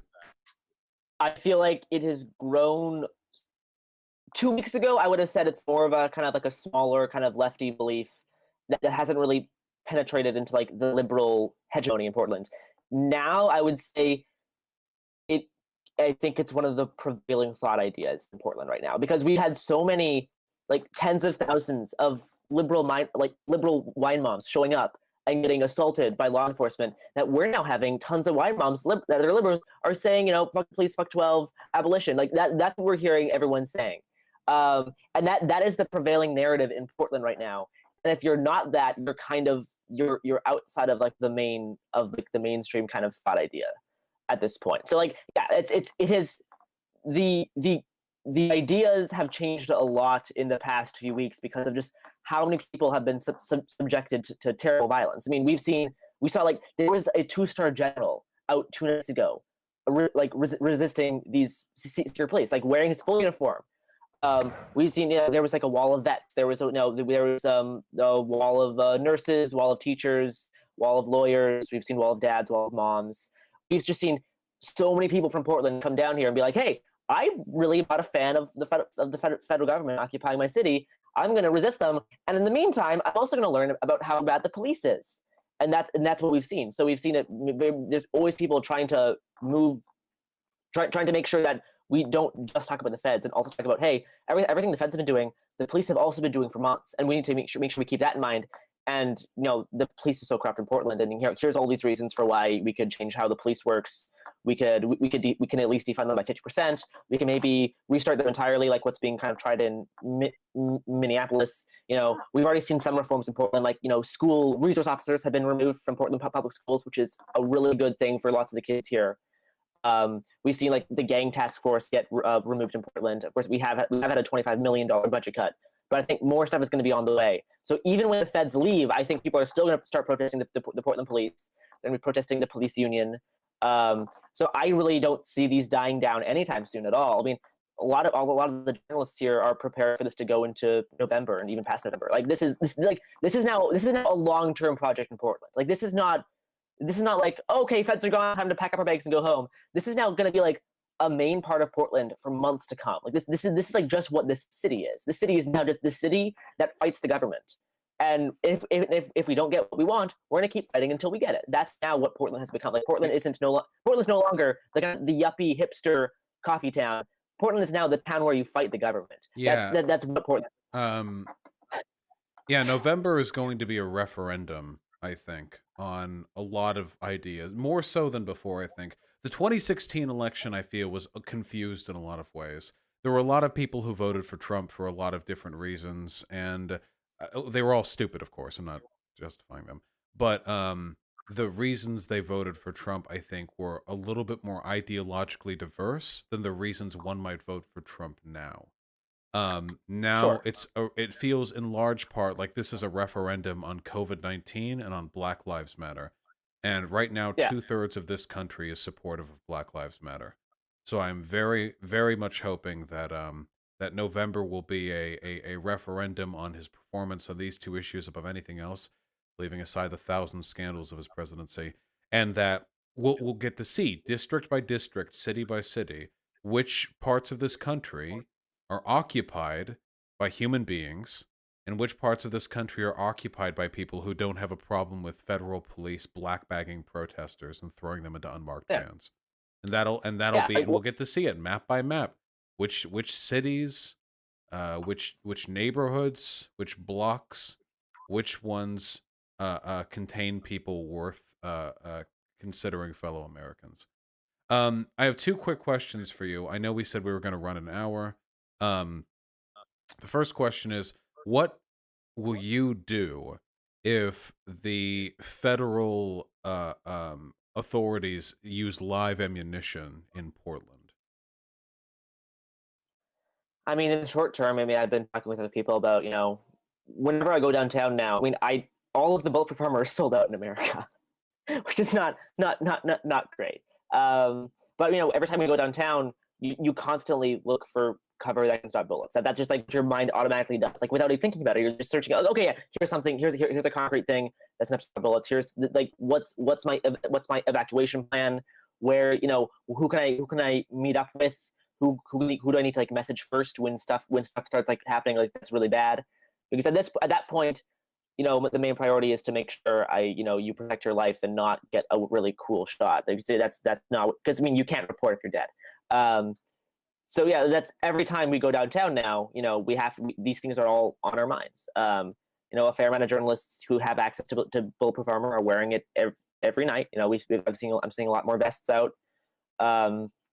But yeah, I mean that's just kind of the reality now, is that you're always looking for something that can stop a bullet for cover. You're always mindful of watching everyone's watching where the officers are pointing their guns, where their sight where their lasers are, because I mean, there was a few nights ago where they had an M4 with a laser sight that was just like tracking the crowd. And you're like, okay, I'm gonna stay away from that laser sight. So it's bad. It's not this right in Portland. People are now grappling with, hey, do I want to live in a fascist police state? And the answer is no. That's why we have so many people out. but I'll be interested to see how much stuff will change when bullets start flying. It's hard to say what will happen. Well, everyone who is currently defending the federal officers will continue to defend them if they deploy live ammunition. Yes, There is not a absolutely. single person who is already defending them. They already want you dead, so they won't change their Yes. minds on that. Yeah, But it might be they are a minority. It might be, enough to get some of the more ambivalent people um, over on it. Yeah. I have one more question about Portland specifically. It's a city I've been to a few times. I love it. Food trucks, great. It seems to have a very, even before all this, a very politically conflicted atmosphere, a very weird way. There are a lot of very far left people and a lot of very far right people. And the impression that I got is that a lot of the far left people live in the city, and there are a lot of far right people in sort of the adjacent suburbs and rural areas, and the conflict largely stems from the overlap between those two. Um, do you think that's an accurate characterization? And if so, what do you think Portlanders can do to resist the influence of their more right-leaning sort of neighbors? Yeah, that is kind of what it is. Yeah, Portland itself is, it markets itself as like a very progressive little town. We've seen it, we've seen it in the past not live up to those kind of standards, but now we've seen it, go kind of past those standards. But yeah, and all of the kind of the far right people that come to Portland, usually they don't actually live here. They live in like either like Vancouver, Washington, maybe like Hillsborough, or more like southern or like rural Oregon, and they'll come to agitate. But honestly, I don't think that matters anymore. I think after months of fighting the feds and police, if the Proud Boys show up, I think Portland's not going to care. Like, what? Like, Portland's gonna be like, what the fuck are you guys doing? Like, what? You're just sad, lonely, LARPing boys. You're not like this. We've seen so much worse. Like, we fought off the federal government already. Like, they're not scared of Proud Boys at this point, and Proud Boys haven't showed up because they're scared of being here. Yeah, that's the cred you can take. Nobody can ever call you LARPers. You guys over in Portland, you've actually done it. You've done the thing, All these, wannabe Civil War dipshits can build up, the armories in their basements, and then talk about how when the feds finally overstep and then not actually do anything about it. But y'all actually did something about it. So that's definitely a notch in your belt.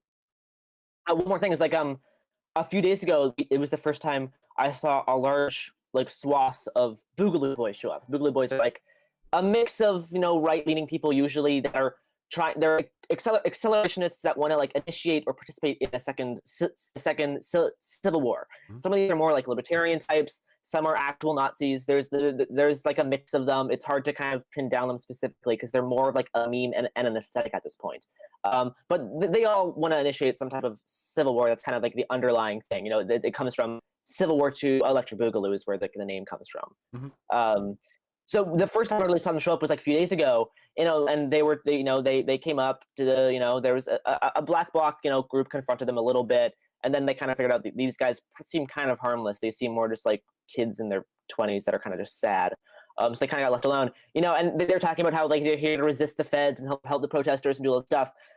But as soon as the tear gas started flying, they just left just like that. It just vanished, disappeared. It's interesting how all these guys in all their armor and stuff who like, yeah, I'm gonna protect everybody, I'm gonna do this. How as soon as conflict arises, they just kind of book it. Well, that's the thing.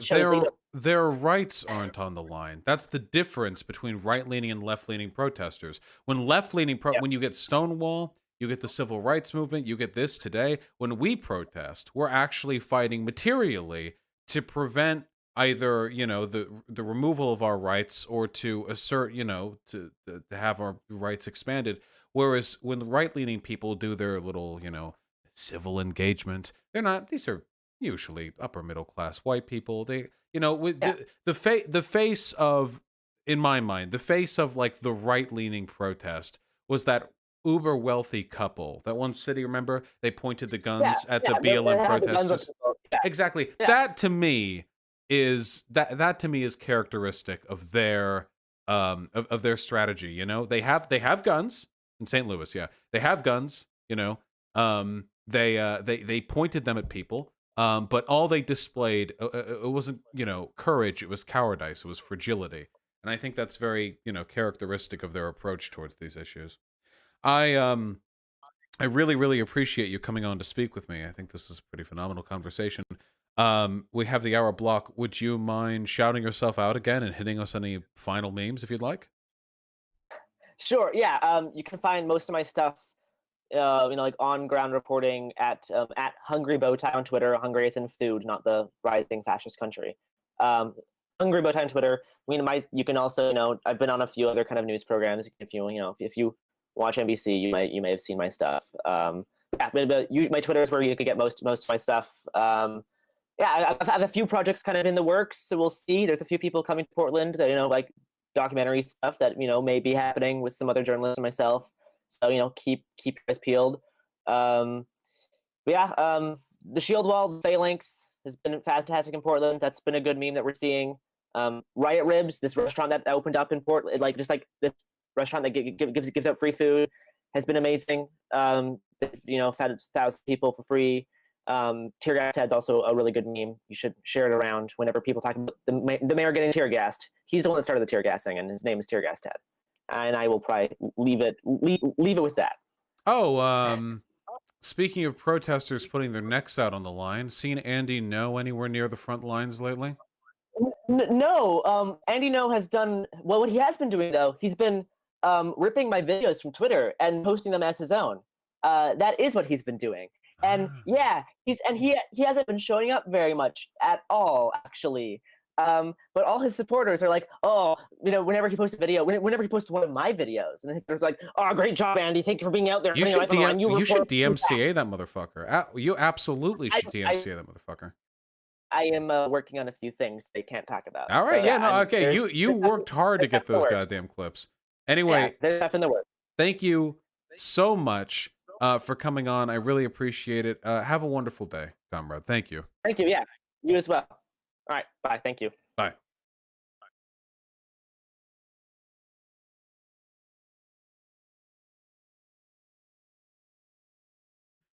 That was a damn good interview. Glad I responded to that email. I got to turn away a lot of emails, but I had a feeling that was a good one. Whew. Thank you all for sticking around for that.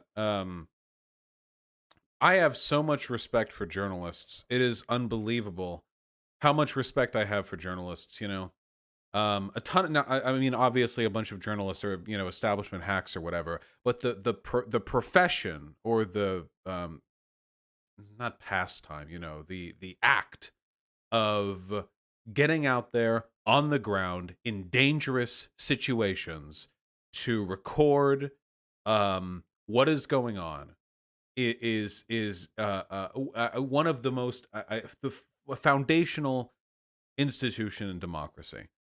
This is why I called Michael Tracy like a stupid piece of shit for saying that journalists should not get any special protection during protests. Yes, they absolutely should. They absolutely should. I hope they stay safe. Things might eventually escalate to the usage of live ammunition in Portland, and hopefully they are not there when it does, or if it is. A judge ordered the feds to stop attacking the press. Yes, the feds, known obeyers of law. Okay. Whew. All right. Let's read some donos, huh? Hey, I rarely do this. That was a sick as shit fucking convo, okay? You motherfuckers, pay up. Give it. All right, this is a subscription service now, okay? All right, bring it in. Yeah, buddy. Thanks for bringing them on. I appreciate this so much, dude. Yeah, of course. That was really, really awesome. I'm really glad. We should be able to talk to someone else very cool tomorrow as well. I can't reveal their information yet, but suffice to say, they are relevant to what we've talked about today. I'm familiar with non-competes DMCA. I need to look more into it. I can really do much of anything on account of it anyway. Sonsol with the $5. A lot of Vosh debunked streams and videos about to happen now that you've addressed it. Yeah, such is the life. Oh, you did donated that twice. Thank you, comrade. Noctis Nova with $5. Why do you think Destiny doesn't want to talk about Portland? I will be perfectly honest. I have not seen Destiny's stream in a little while. I've been very, very busy. I've just consumed Destiny's YouTube content. Destiny's unwillingness or, refraining from talking about just in general what's going on with BLM is very, very weird to me. This is one of the most pivotal moments of our civil society and all that goes on within it. And it seems like he's just kind of grilling. He does seem a little bit burnt out, which is unfortunate. But it's not like he's out there saying like BLM is trash or whatever. So I don't know. Colby Main's the $5. I believe the right would support death squads at this point. Oh, unquestionably. You think the right wouldn't support death squads? Oh, absolutely. If I was killed in my own home by a fucking Fed death squad, okay, there's not a single person, not a single fucking person to the right of shoe on head would shed a single tear. Hank Badank with the incredibly kind $15. Do you think Ian Miles Chong cries during sex? During what? You think? I'm sure he would if he had the chance. Colby with the $5. I mean, you don't even have to create a straw man. Remember the old man who got shoved to the ground by police? Trump claimed he was an Antifa operative. Yep. I remember that. Who's worse, Timmy Pool or Ian Miles Chong? I think Ian Miles Chong is probably a worse and more pathetic human being, but Tim Pool is far more popular and therefore far more dangerous. I think he all thinks it's a LARP. Well, if that is the position he holds, that would be unfortunate. The Thedge Thar with a very kind tier 1 sub. Keep up the good work, Fosh. Thank you, I will. Phoenix Fire with a very kind $20. Elon Musk's fans think he's the real-life Tony Stark when he's really the real-life Lex Luthor. He's just kind of pathetic. No, because Lex Luthor is at least smart, dude. I am so fucking tired. I am so sick to fucking death of utterly mediocre men who are kind of good at one thing, then turning that kind notoriety into a media a media empire where millions of dejected, socially incompetent, virginal young men hinge on every word out of their fucking mouth. Thoughts on this podcast about Second America Civil War? It could happen here. It could happen here is a very, very, very good podcast. There's no denying that. Malindays, the tier 1 sub. I triggered some guys simply by wearing a BLM mask. Thought they were going to lynch me. Stay careful, comrade. That's why all of the lefty goth GF e-thoughts where chokers. It's not so when you throat fuck them, the choker will snap because of your giant monster cock. It's actually because the additional layer of defense against surprise lynchings helps you in advocating for the rights and for the struggle of Black Americans.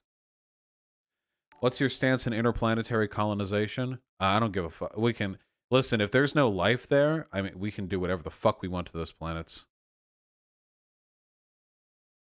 Thank you, Lilith of it. I appreciate that.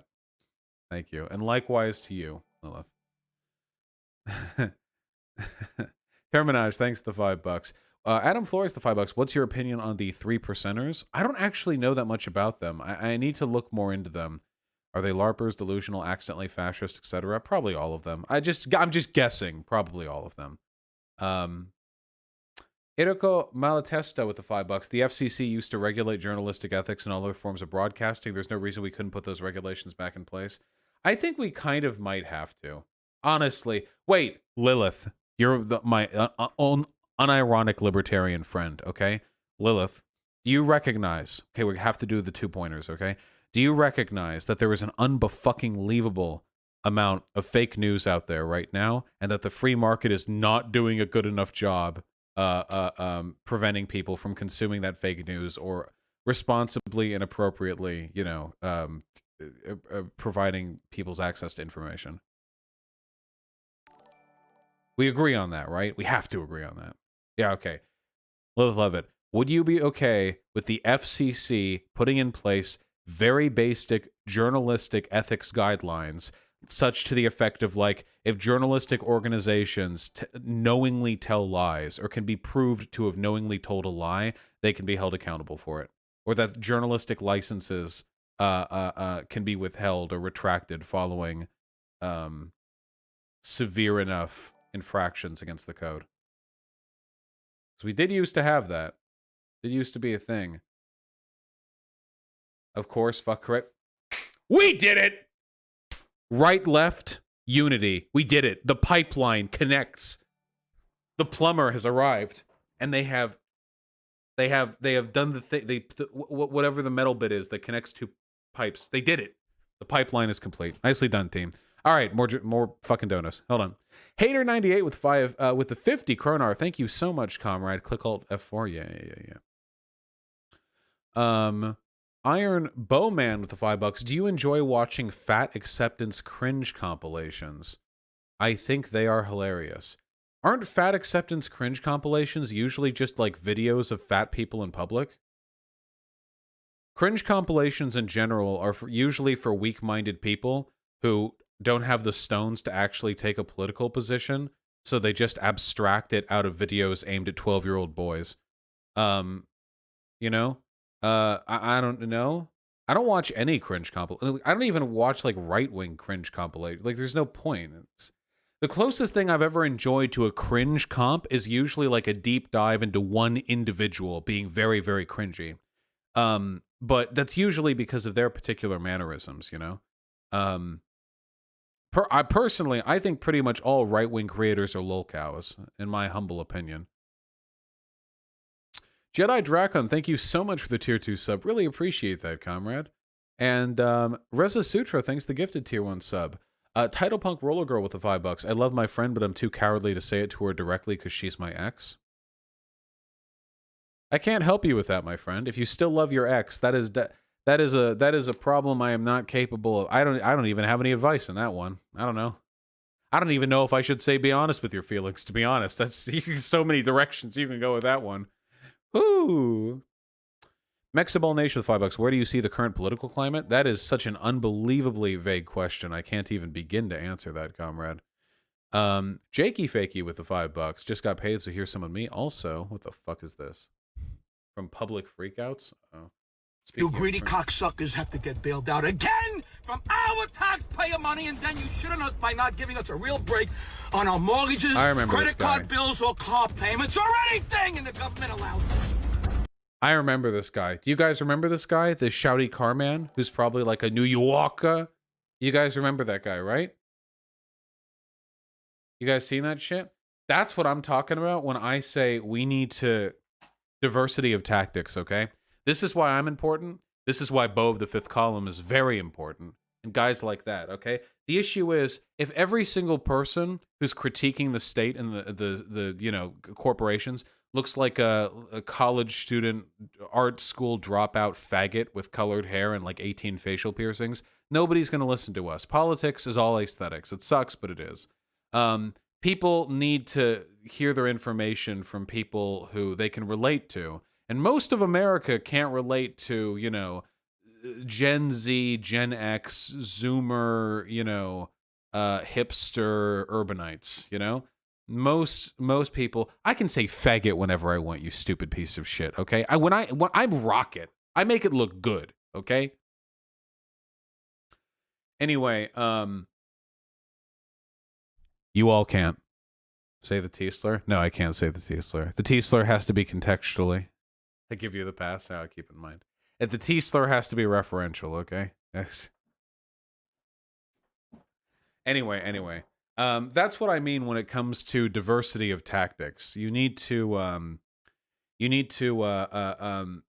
have ideas being advocated for by people who look, present, and speak a bunch of different ways. I do that like a little bit, you know, but there's a whole political compass of like different you know, how would you say it? Wait, hold on. You've urbanite and wait, what would the political compass be for like aesthetic, you know, when it comes to political delivery? It would be like So one axis would be urbanite versus rural, and then the other one would be like, I think, educated versus uneducated. I think so. I think this is actually the secret. And then the z-axis, or the y, the other axis. The other axis has to be edgy. That's it. I think I've done it. Hold on. We're breaking new ground today. Everyone shut the fuck up. We are on the precipice of history. This is the aesthetic. Okay. Give me the line tool. I'm working with the mouse here.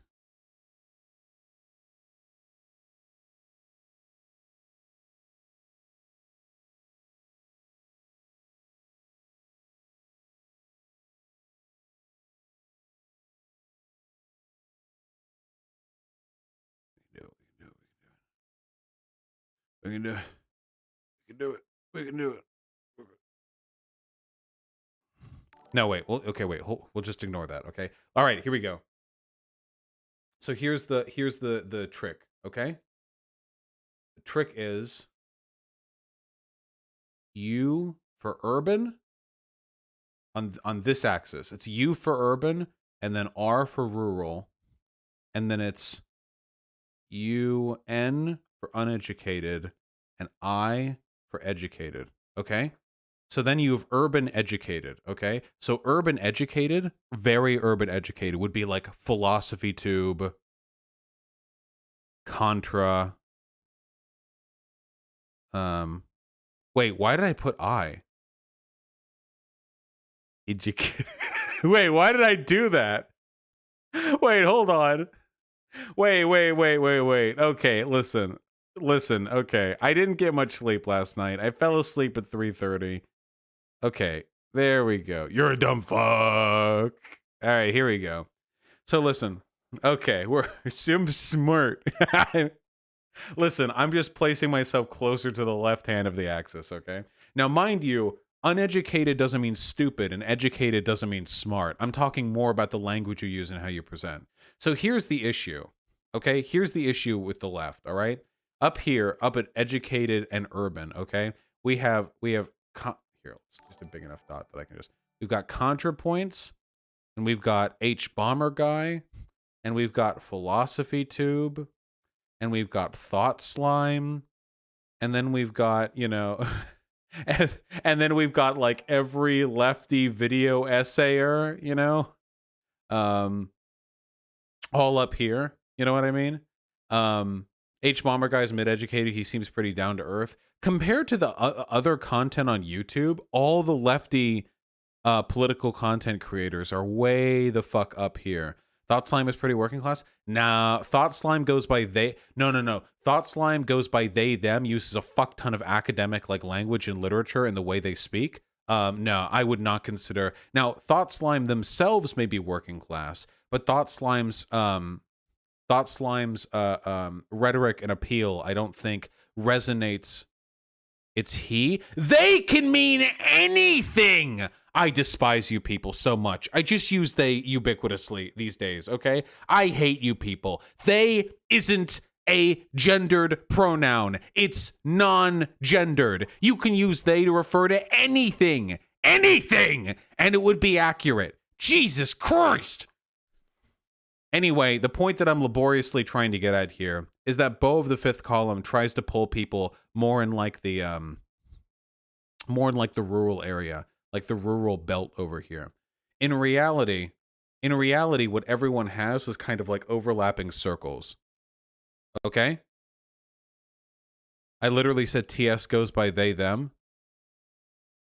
Oh, true, yeah. Well, they go by he, they, right? He, they? Themt? Them? I've heard he, they. He, him now? Okay, he, him. You people, by the way, the reaction from chat right now is exactly our problem with pulling over people who aren't already far left. I hate you people so goddamn much. Jesus fucking Christ. His Twitter says he, they. Oh! He, that. Oh! Whoa! Here, hold on. Let's open an incog window because Thought Slime still has me fucking blocked. Hold on, really quickly, okay?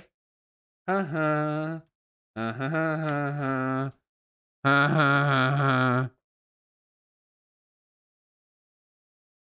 no, it says he, him. All right, delete the segment. Delete it. Cut the segment.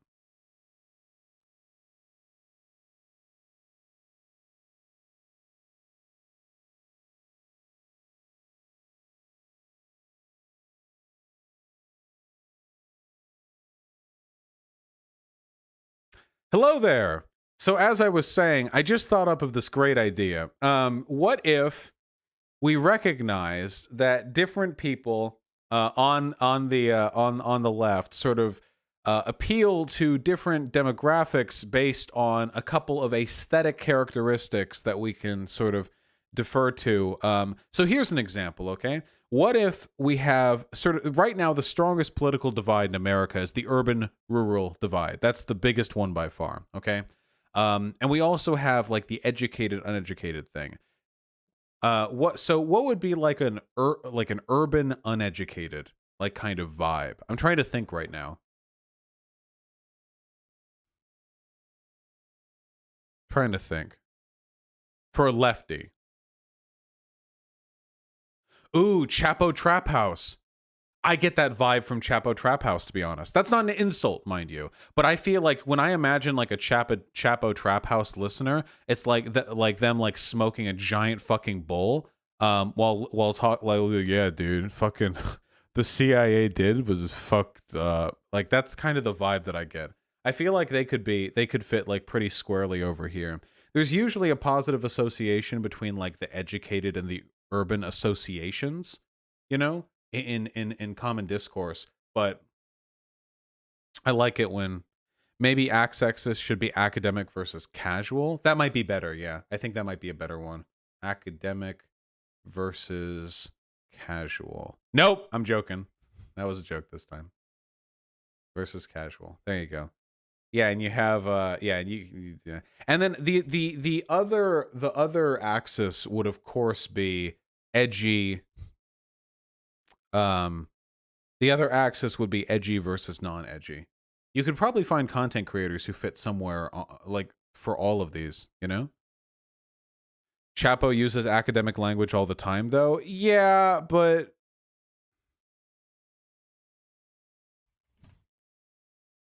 just go back to donos, okay? Listen. Not all great ideas were hashed out in an afternoon, okay? What is a rural appearance? Beau the Fifth Column. Beau the Fifth Column looks kind of like a redneck. I don't mean that as an insult, but that's definitely the association a lot of people are going to draw. But Beau the Fifth Column does incredible work, in my opinion. And does so, yeah, country boy. But that's good. There's nothing wrong with being rural, and there's nothing wrong with being a country boy, not inherently at least. Now it gets associated with a lot of bad stuff, but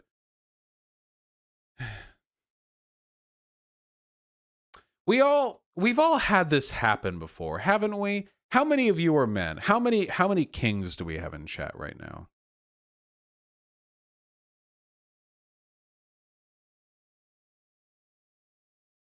Okay.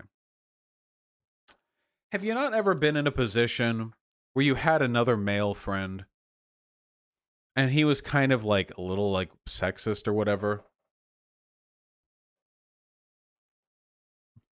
And you told him like, hey, bro, that's not cool, bro.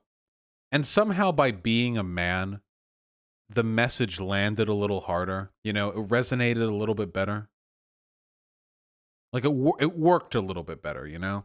Because if it was a girl, it would be like, you don't even treat us like people. You're a misogynist. And then the guy goes, "Misogy knees," and then he guffaws and slaps his own knee. But then if you're a guy, it's kind of like, yeah, it's kind of like being able to meet people where they live at, you know. Ooh. As always, warm as hell. There are my soggy knees, but mine are soggy because of sweat. God, it's warm in here. You know how it is. Are you planning on doing a video on the Prager 1984? Because I'm trying to make one now, trying to beat him to it. You go ahead, comrade. You make that goddamn video. I'm not going to stand in your way. Okay, we got to do donos for real. Like, actually for real. Table Knife with the 5-bit. Shout out Riot Ribs. Hell yeah, maybe I'll go there one day. Ruru Guru with the incredibly kind $5. You should cover some of Razor Fist's recent content. Ugh. Sticks Hexenhammer ripoff much. Jesus Christ. Do you think it's possible to live in a world like money with like in Star Trek? Yeah, Dougie. I mean, anything's possible, but it's a matter of how to get there, right? Slash the $5. Thoughts on Lennon, cringe or based? I'm not a huge fan of Lennon. Geronimo Roeder with the incredibly kind $50. Thank you so much. Imagine being unironically libertarian. Cringe. You're getting called out, Lilith. The one non-socialist libertarian in chat. Mind you, libertarian socialist is not cringe, but we know what you're talking about here. We know what you're talking about. Thank you, Geronimo Roeder. I really appreciate that. Yabloko with the $5. Vosh, please add Jammies emote, please, I beg. Soon.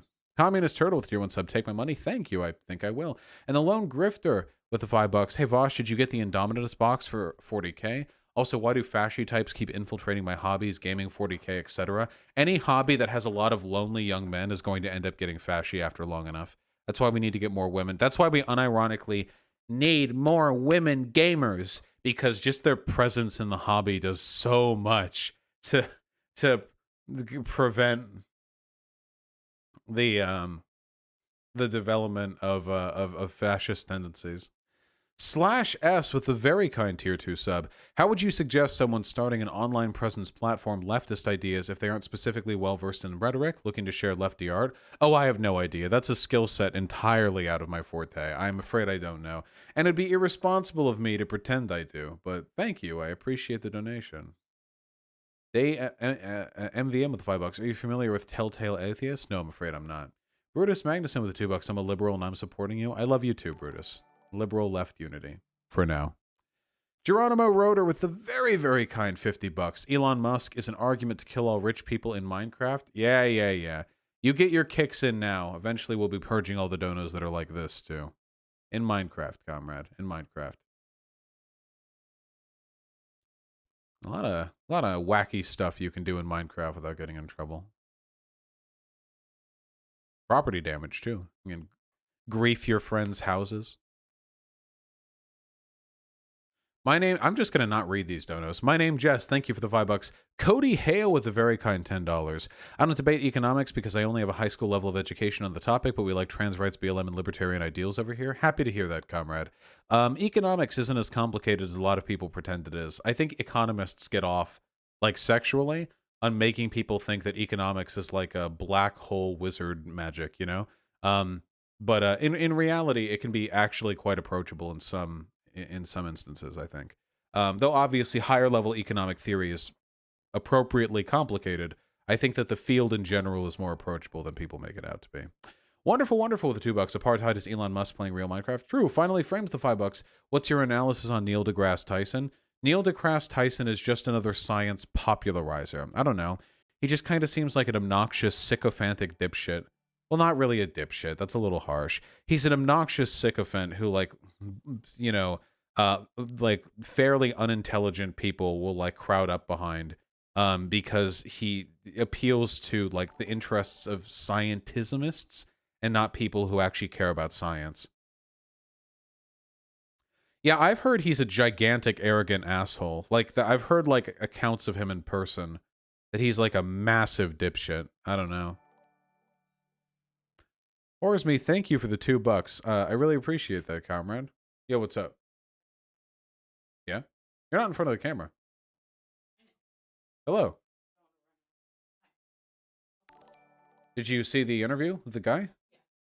Can't trust the stream because it's like blue. Oh, hell yeah. But now I want to show it to stream. Yeah, I know I can't, but I want to. Yeah, absolutely. Donate more, and I still won't show it to you, but you should donate more anyway. Powder the People, thanks for $5. Yeah, maybe I could go over SOCDEM versus socialism content soon. Thank you very much. SN with the $3. Thank you, mommy. You're welcome. PhD and Dumbass with the $5. YouBoob chat is doo-doo chat. Very true. YouTube chat BTFO'd. Bro with the $3. A recent report by the Lancet predicts a massive shift in geopolitical power to Africa around the century's end. Do you foresee pushback against China in turn? I mean, ideally, Africa will be able to resist its colonial influence. That's all I can really say. Valaith with the tier 2 sub. All cats are beautiful. Very, very true. Johnny F88 with the $5. The National Guard takes orders from the federal government, and Trump's orders go over the state's orders. Yeah, probably. Wacky times we're living in, huh? YouTube chatters watching a 144p stream on a 2005 Android. True, PDHD and dumbassery. They are poor. Haha. Way to make fun of them for being poor, you ableist. Jesus Christ. You classist asshole. Hunter Allen, thank you so much for the 3 separate donations of 99 cents. You're doing me an accountant over there. Or Horse me with the $2. Thank you, comrade. Brandon Butterfield with $5. Have fun being the bad guys in the history books. Yeah, well, so did a lot of the communists in the Soviet Union. So liberals write the history books. Scumboy with the tier 2 sub. Thank you very, very much, comrade. And Strawberry Brunette with a very kind tier 1 sub. Write in Teresa Rayford for the Portland mayor. Mom Tifa and Riot Ribs gave her org Don't Shoot PDX. They're platforms that have been doing abolition work way longer than Sarah. So throw the vote. Decrease the likelihood of the progressive candidate getting in by writing in votes to a candidate that has no chance of winning but is much more progressive. No, I don't think I will, Strawberry Brunette. Nope, everyone. Vote for Sarah.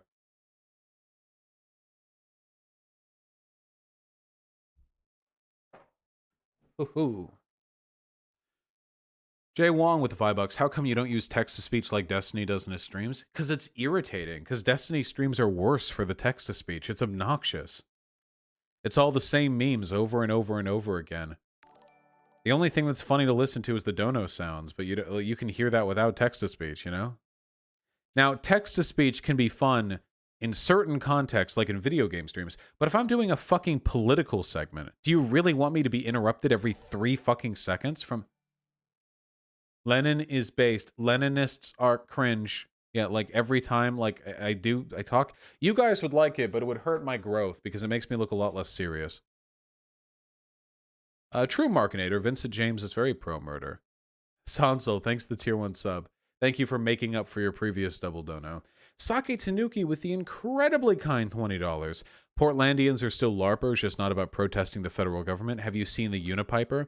I have no idea what the Unipiper is, but it's entirely possible that if I had, I would be enjoying a very funny joke on your end right now, comrade.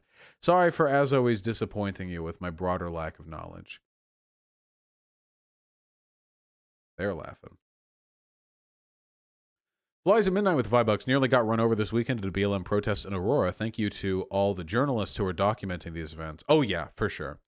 And Madikin with the $5. I live in Albuquerque. There's been no protest here for a month. Nothing is happening yet. The feds are coming. What can we do? If the feds are coming but there are no protesters, then just ignore them. I think that might actually be the best option.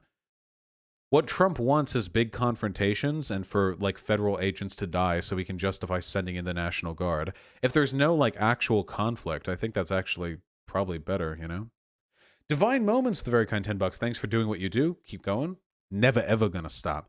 And WizKaz, the tier 1 sub. Can't promise a conversation, comrade, but I appreciate the tier 1 sub and also the kind words. Thank you. Didgeridoo Man with the $5. Federal troop officer exiting the Humvee, whispering to his pig friends, "Remember, no Russian." Yeah. I get the meme. Why are you all just spamming letters? Do I have to nuke you? I'll nuke you. Communist Turtle with a tier 2 sub. Operation Legend is just a pretext for Operation Condor 2 American Boogaloo. Oh yeah.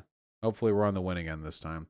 Lucy with the $5. Have you heard about what's going on with the Uyghur camps in China? Yep. Though I still haven't seen the John Oliver segment. John Oliver's segments are usually pretty great in my opinion. I know he's a disgusting liberal, but I think he tends to be. Anarcho Optimist with the $5. Garrison didn't plug his Cash App and his PayPal. Please go pay them for the work so they can get more gas mask filters. Yeah, here. That's actually an excellent idea. Garrison's PayPal is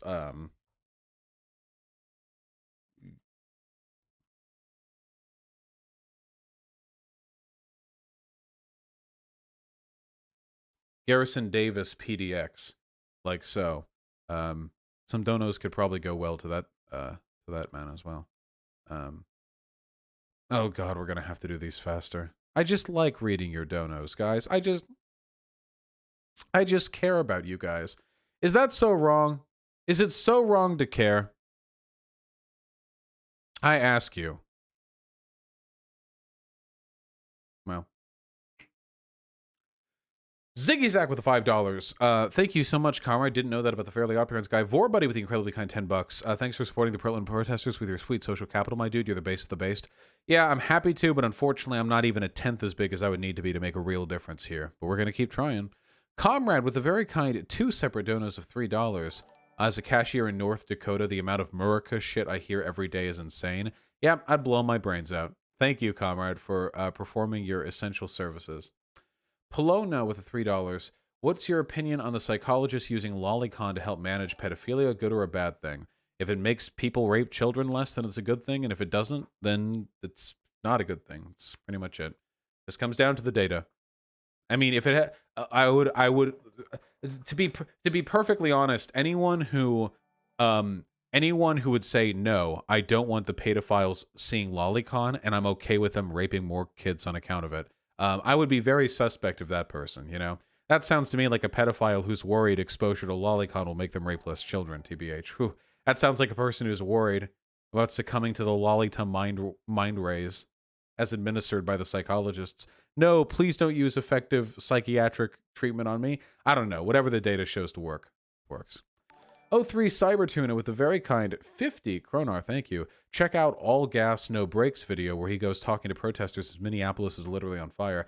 Yes, All Gas No Brakes also does pretty good videos. I need to check those out more. Maybe I could get him on the channel. Ricky McGee, thank you for the £2. Righties are starting to call your audience a cult. Righties were calling my audience a cult when I had 20,000 subs. Nothing's going to change. Also, a nice way to avoid actually addressing my arguments. Bubblegum Obstagoon with the incredibly kind tier 2 sub. Cut the segment, yeah. Ugh. Super Maddie with the tier 1 sub.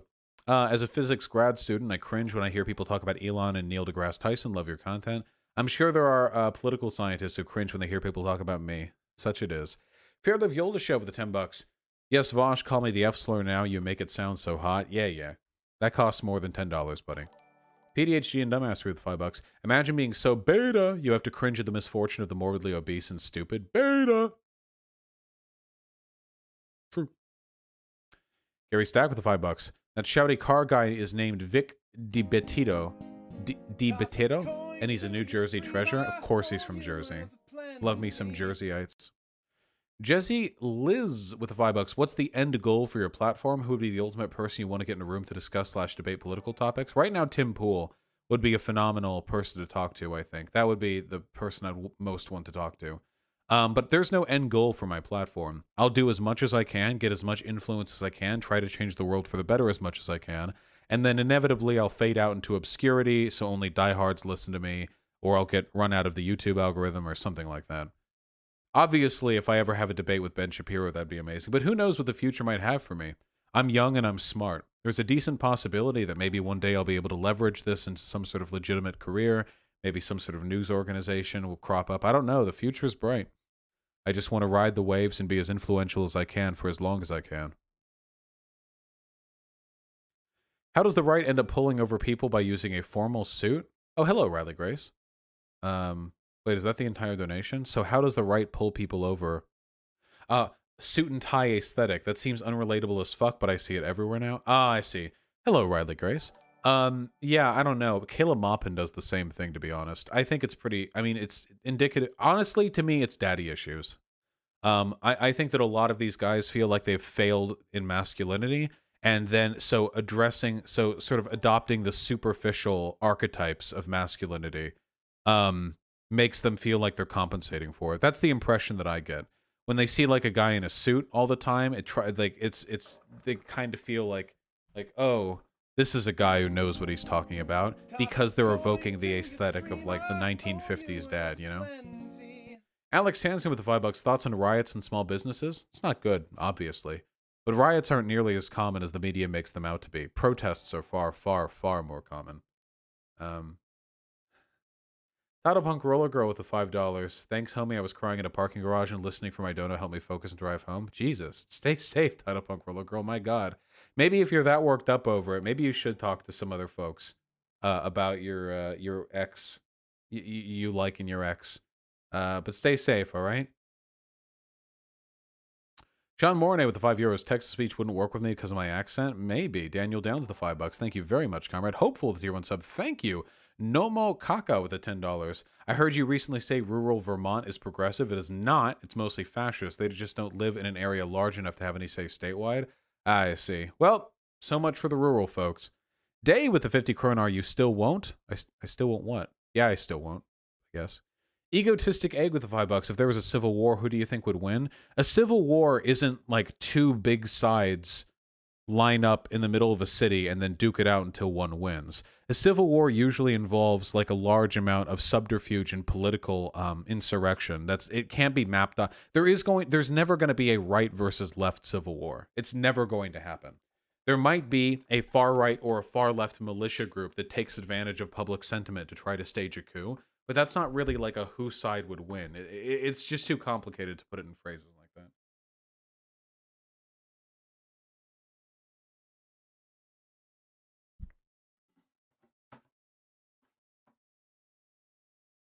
Sergeant Gore with the $5. Yeah, sorry, free speech is not being respected very well over there in Russia. Trans rights.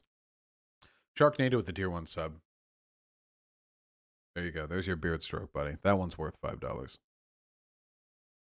R. Krauser, no, I haven't seen any of the PragerU policy yet. Maybe I should take a look at it on stream sometime.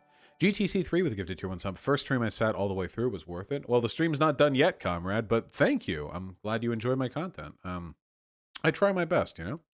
Colby May is the $5. There's 25 million plus unemployed people getting kicked off the $600 federal aid this month, including me and my coworkers. What'll come of this? I don't know. A lot of you are going to die. I don't know. It's terrible. It's like a humanitarian crisis. Fucking the UN is going to have to start setting up bases in the US to feed people. Jesus Christ. It's pretty fucking bad. Yeah, Jackson, I'd be happy to be friends with Hassan. Miss Tree with the $5. Will you cover J.K. Rowling's latest nonsense? Yeah, I probably should. With all the BLM stuff, I can't overcover any one issue. But yeah, she probably deserves it, the bitch.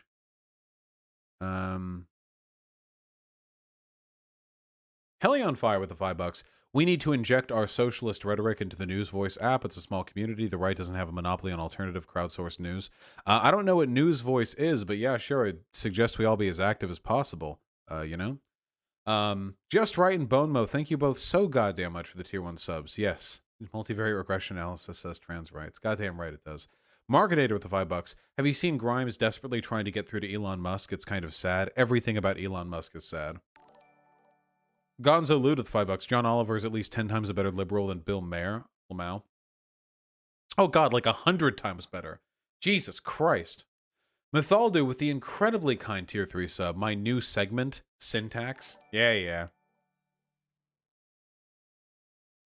We should talk about syntaxes sometime. I've thought about it a little bit, and I think it might actually be sometimes acceptable, you know? Like, I'm not exactly opposed to it conceptually. Maybe it could be good. One of the big issues right now, syntax, like taxes placed on like stuff that's unhealthy or bad for you, like SIN space TIX. Because one of the main issues right now is like, so right now we have like a really unhealthy population, you know, in this country. A lot of us are overweight and obese, but more importantly than being overweight and obese, we're imbalanced in a lot of like hormone ways, you know, like our cholesterol and stuff like that. There's a lot of diabetes. And a lot of that, it's not just because we're fat, it's because the food we're eating is heavily processed. And a lot of the people who eat that processed food are too poor and too busy to spend the time cooking their new meals, you know, like really, you know, real good. So I think what might be a good idea, oh, you're right. Sorry. You're right. Let me clarify. Let's go more base than a sin tax, okay? We're going a fucking sin tariff, all right? I think there should probably be some kind of federal guideline on like healthy or unhealthy like food. Like there has to be a way to objectively quantify qualify what is or is not like good for you, you know, to some extent, or anything that passes like a certain threshold. I think that corporations should be charged more to make it. Yeah, you stay mad, Lilith Lovett. I don't know, dude. Right now, if you go into a fucking grocery store, like 80% of the cheap, easily available food has been like chemically designed to destroy your insides and to be addictive. They literally put addictive chemicals into their food. And maybe what this could go along with is subsidies for corporations that try and make like healthier food. You know, to in some way like incentivize. Yeah, like subsidizing corn and shit. Like the way we subsidize a lot of stuff that comes from not corn oil. What is it called? What's the come on, what's the corn syrup? Thank you, corn syrup. Yeah. The issue is, it's not just healthy food versus unhealthy food. It's that there are literally like scientists who've spent decades at multi-billion-dollar food production companies designing chemicals to put in the food that makes them as cheap to make as possible while making them destructively unhealthy and addictive. Like, this is not a sustainable... that's not good, you know? What if it turns out that the cheapest food to make is just incredibly horrible for your body, and so naturally that's what people buy because we're being strangled harder and harder and harder?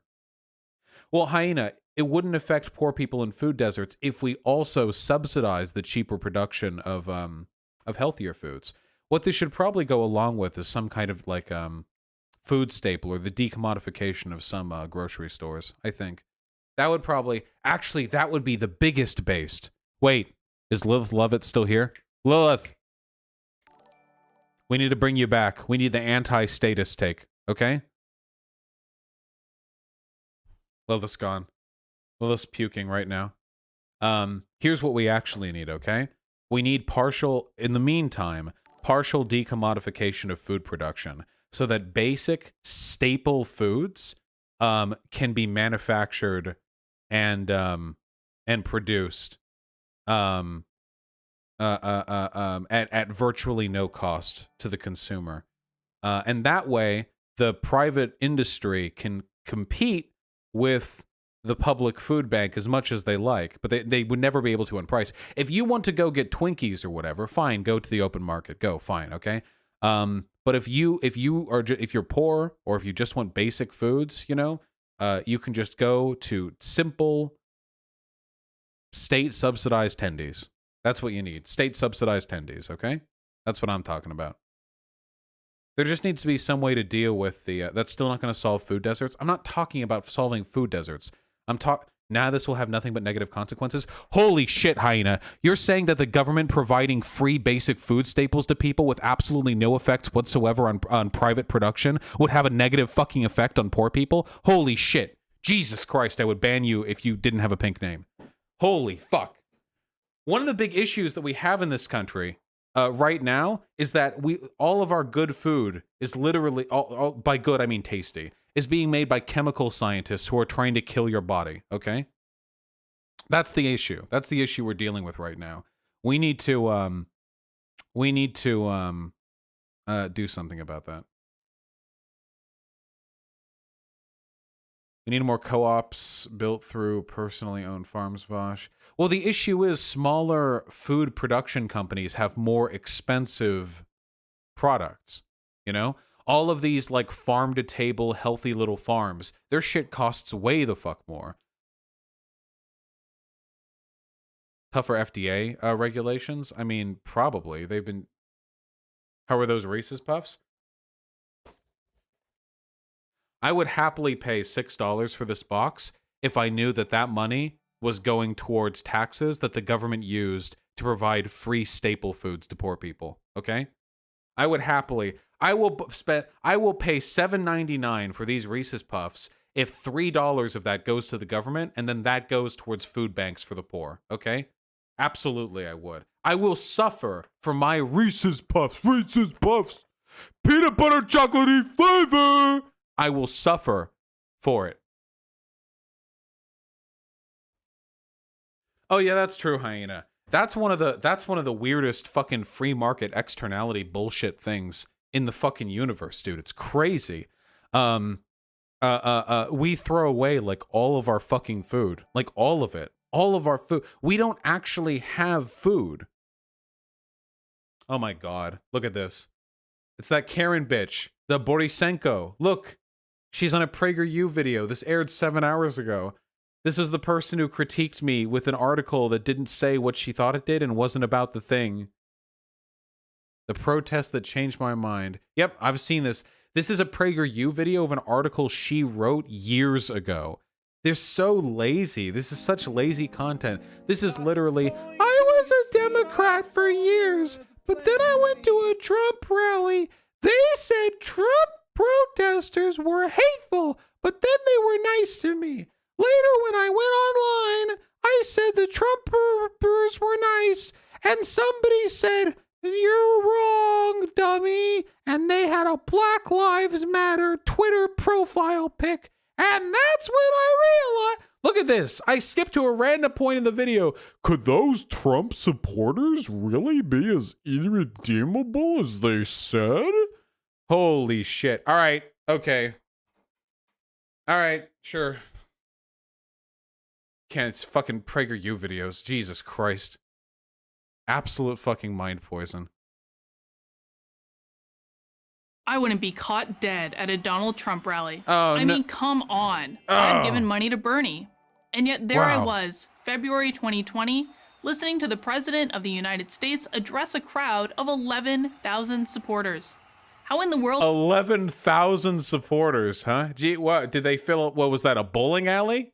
Where was the rally being held at? No problem, Lilith. I'm just here vibing. How did that happen? Well, it all started with knitting. I knit to relax, to escape the drama of real life. I just want to point out, by the way, that this entity's face could have been slapped onto any anti-SJW 2015 cringe compilation, feminist-owned, BTFO'd, Ben Shapiro wrecked laughing video ever made. In fact, I'm pretty sure if I just posted a picture of this woman, like at a random like pro-Trump Facebook page, and said, this stupid cunt said black people are oppressed, then they would probably like immediately get to work, like making memes about how she's not even a human being. Okay, I don't know, it's just a little weird to me. But like almost everything nowadays, even knitting has become political. To the point. Hey, really quick, this is a really easy way to determine who is above and below like 75 IQ. If a person complains that something is political, they're below 75 IQ. Nah, this is political. Sports are political now. Video games are political now. Elections? I remember when those weren't political. Shut the fuck up. Everything. Jesus fucking Christ. I'm pretty sure here, if I what did she say? Knitting? History of knitting. The oldest knitted artifacts are socks from Egypt. There are more yarns. History of knitting. Let's see. Early European knitting.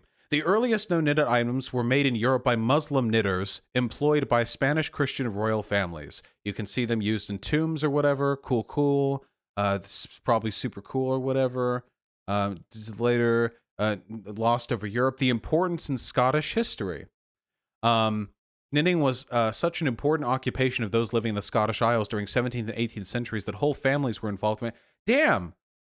So it sounds like in some cultures, knitting was so essential to their culture that it actually becomes sort of a mainstay politically of what it came to mean like and represent for those people. That's really fascinating. Industrial Revolution. Wow, the implementation of new technology and new social paradigms changed the way people related to knitting as an art, as a hobby, and as a lifestyle. Whoa, everything's political. Shut the fuck up. You're not smart. That only those with politically correct views are welcome in the online knitting forums. Wait, that's not knitting being political. That's just other groups of people not wanting to be around your dumbass. What the fuck is that? Well, I didn't realize children's soccer was getting political, but when I went to the pizza party after my little boys game and called the waiter the N-word, they didn't want to associate with me anymore. What the fuck are you talking about? You think I'm kidding? No. I wish I were. No, what? No, they just didn't want to spend time with you because you're unpleasant. I've seen your videos. You're stupid. They probably just thought like, oh, just kind of this dumb bitch. Like, I don't know, we can knit without her. You think I'm kidding? You think people might want to not associate with people based on their beliefs? The truth is far graver than you believe. But I'm not. The online knitting mob is real. What and the fuck? like all mobs, it's mean.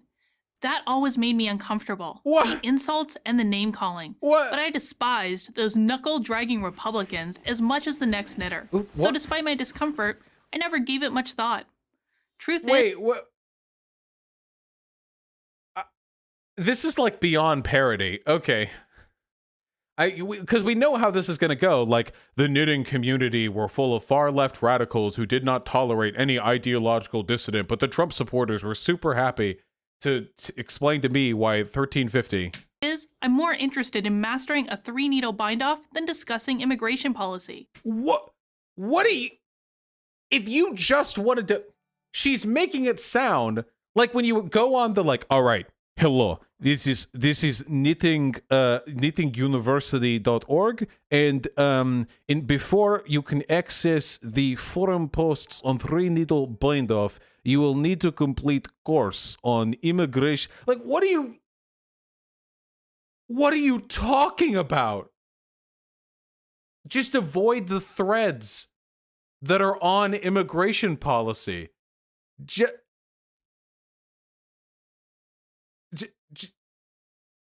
That's it. But the knitting mob wouldn't drop it. It became a fixation, a daily litany of how horrible the president and his followers were. It started to bug me. All I wanted to do was knit. But then This is unironically the I just wanted to grill meme, but stupider. It's not even satirical. It's actually the meme, but it's being done unironically for PragerU's extremely low IQ audience. I began to wonder, could those Trump supporters, some of whom were literally my neighbors, really be as irredeemable as they said? I assumed the answer was yes, but I had to find out. And that is how I came to be at a rally for the president on the eve of the New Hampshire primary. My friends urged me not to go. They feared for my safety. One offered me her pepper spray for protection. Aren't conservatives constantly whenever like a woman is like, hey, women get raped a lot, isn't the conservatives' immediate answer just like, hey, carry pepper spray, stupid? Wait, that's like a normal thing? Yeah, that's just like a normal friend thing to say, I think. Like, it's not even like a conservative rally thing. I mean, even like if it was a regular non-Trump rally, you know? I declined, but I won't pretend I wasn't nervous. I had no idea what to expect. She's actually like kind of selling out for Can you imagine being this bitch's friend circa like a year ago or whatever? And they're watching this and they're like, I just wanted to make sure you were safe. And she's using their care for her life as a political tool to construct this narrative of the irrationality of the left. I arrived 4 hours early. The line outside the arena was already a mile long. At first, I said nothing to those around me. I didn't want to... Okay, first of all, no it fucking wasn't, okay? I went to the Bernie Sanders rally in Tacoma, which had significantly more than 11,000 people at it. No, it was not a fucking mile long, the line outside, okay? I know you're here to jerk off Trump. I went to the Trump rally. They're all so great, MAGA. I know, but come on, Jesus Christ. Provoke a scene. But then, as people are wont to do when stuck in a long line, we started to chat. First pleasantries, and then to more serious topics. Why are they in a different art style? And here's what I discovered. These people were so nice. No one harassed me. No one intimidated me. No one threatened me. This is literally the Richard Spencer strategy. This is like, dude, all these people who wanted human rights were so mean and all these neo-Nazis are so nice. Jesus Christ. Yeah, you're a white woman. No wonder they were not. It's insane. Even if you weren't a white woman, how nice a person is not a metric for the legitimacy of their political opinions. That's what people like Richard Spencer have done before, of course, Milo Yiannopoulos leaked that thing where Richard Spencer like screamed and fucking unironically chimped out over the optics of the fucking Charlottesville rally and screeched about how the Jews hated him or whatever. What Richard Spencer tried to do was come off as the suave, polite, kind, swarthy white supremacist or white nationalist or whatever. He's a Nazi, whatever. In the hopes that people stupid enough to fall for this grift will look at it and go like, oh, well, he can't be that bad. How nice anyone is to you is not an indication of their political values. In fact... Oh, not swarthy. Swarthy means brown. Sorry. I meant like, what's the term? Like, not swarthy like brown, like rugged, you know, like suave. I think suave. That's it. Not rugged, but like, you know, cool. And yeah, that's what I was thinking. When I mentioned I was a Democrat, their response was invariably a smile and welcome. These were decent, hardworking people from... Hey, and if somebody in a line next to me for a Bernie rally was a Republican, they were like, yeah, I'm just here, I'm a Republican, I just want to see what it's about, they would be treated so fucking nicely. Guys, this isn't abnormal at all. If there was like a Republican... Now, if there was a Republican who went to a Bernie Sanders rally and they had like a big sign like, you know, Trump 2020 or whatever, and they made a big fuss, then obviously people wouldn't want them there. But if a Republican at a Bernie Sanders rally gave the impression they were just here to check out the vibes, they would be treated extremely well. Like extraordinarily well. This indicates nothing. It means nothing. Every walk of life. Electricians, lawyers, school teachers, What is it? small business owners, veterans. Wow. Yeah, that's what people online say about Trump. There are no construction worker Trump supporters. There are no small business owner Trump supporter. What point is being made here? The liberal left led me to believe that there were no lawyers who supported Trump. But then I found one. What else have they been lying to me about? What are you talking about? I might question some of the policies they supported. Like? They were only too happy to debate me. But I couldn't question... Oh, you're not going to actually say what the differences are? Oh, I bet you're not. There's not a single fucking thing you would disagree with them on. Their good intentions or decency. Inside, the atmosphere was electric, more like a rock concert than a political event. People were dancing and having a fantastic... You realize that's a bad thing, right? Treating a political event like a rock concert? This isn't a good thing. That means it's a fascist... That's like a rally. That's not a good... That's not good. The point of political rallies generally is to celebrate the policies of your candidate, not to deify the person on stage. Also, 11,000 people? Again, like, this isn't trying to be like a dick waving competition. How many people showed up? How many showed up to the Tacoma rally? I think it was 17,000. Yeah, about 17,000 people in attendance. Yeah, like 17,000. This is what 17,000 looks like, okay? So imagine about half of this. And that's what this bitch is saying was a rock concert, okay? You'd think, like, this isn't the largest get-together that Trump has ever had. It's just kind of pathetic how much she's trying to sell this as some sort of, like, glorious... She's like Trump's hype woman right now, you know? Time. They were actually enjoying themselves. What? As it happened... As opposed to Democrats at Democrat rallies. 2 days earlier, I had been in this same arena for a Democratic Party rally.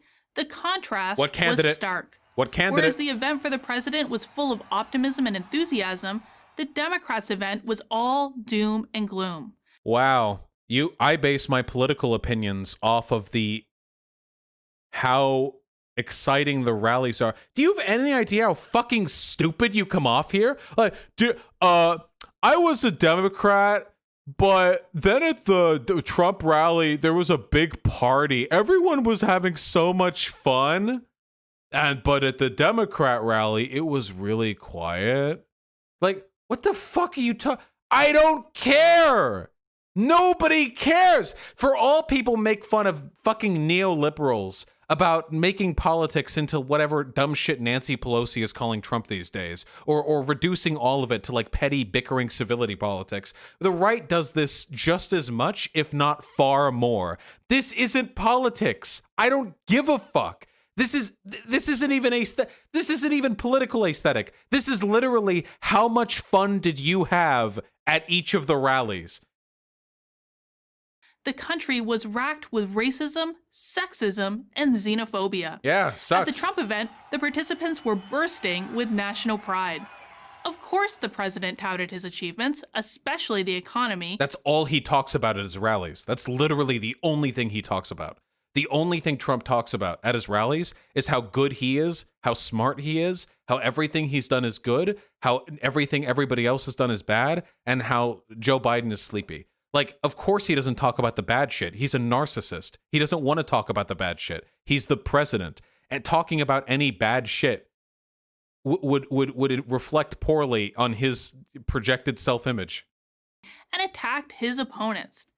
But I was surprised how funny he was. Oh my God! His energy never flagged. He seemed to be enjoying the event every bit as much as his audience. Yeah, it's his event. It's for his ego. Something else that surprised me. While the crowd had obvious affection for the country's chief executive, there was nothing slavish or mindless about it. The Trump rally was so fun. I loved how fun it was, energetic, but there was nothing mindless about it. It felt like a rock star party. It was a rally. We didn't really talk about the issues, but there was nothing mindless about it, you know? Oh my fucking God. These people are the death of America. It is insane. Caitlin Borisenko, or whatever the fuck that stupid bitch's name is single-handedly the death of America. She's every grift packed into one. It's astonishing how much she manages to pack in. She's I was part of the left until they showed me how intolerant they are. She's I'm not saying that like the policies X or B are all I agree with, but they were so much more fun and energetic at the Trump rally. She's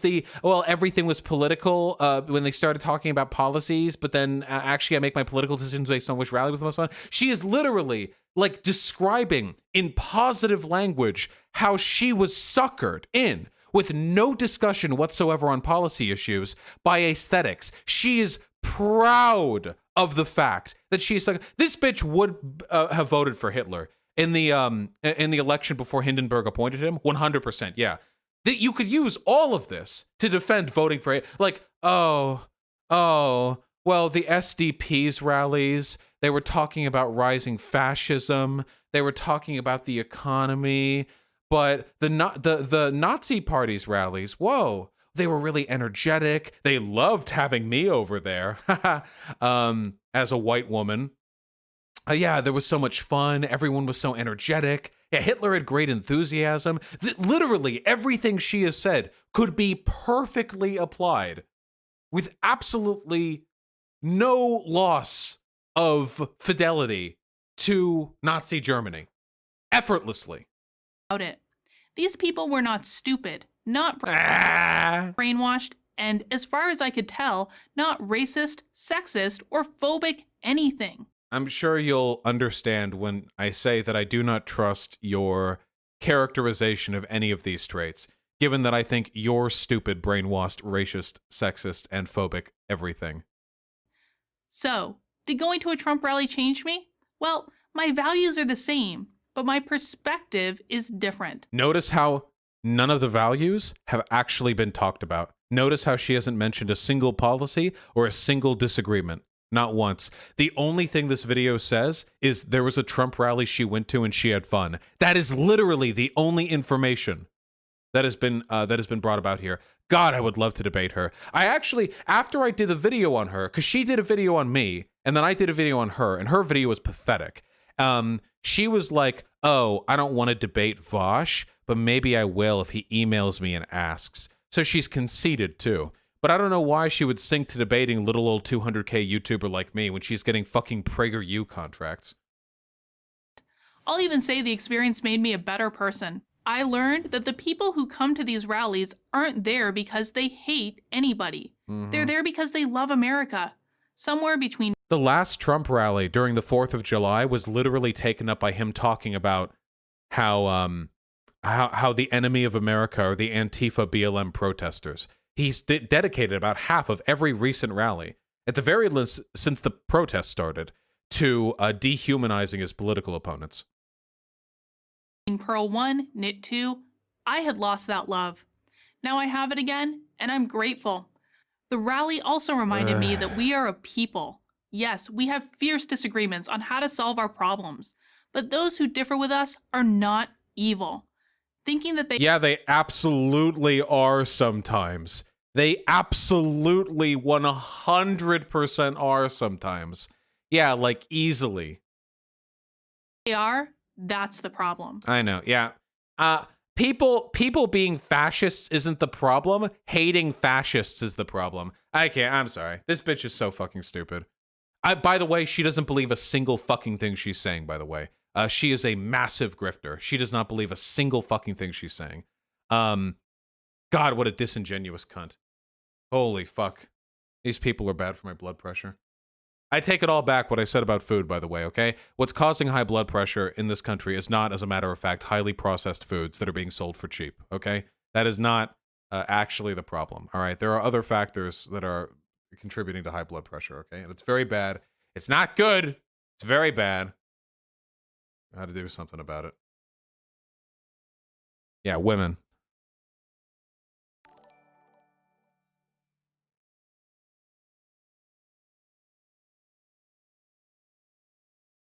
Apparently, Elon Musk just liked a tweet from Paul Joseph Watson. Love how this arc's going.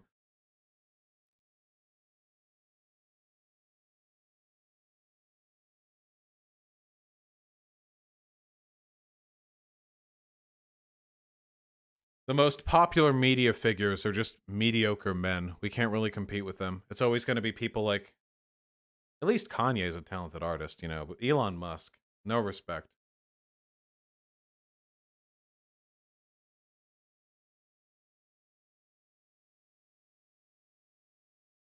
Yeah, Elon Musk had a spat with his wife. Now it's time for him to radicalize 20 fucking million people to fascism. Kanye has some mental health issues right now and needs help, Vosh.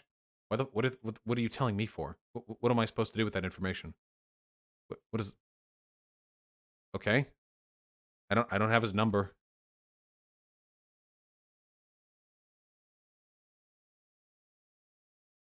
What is this?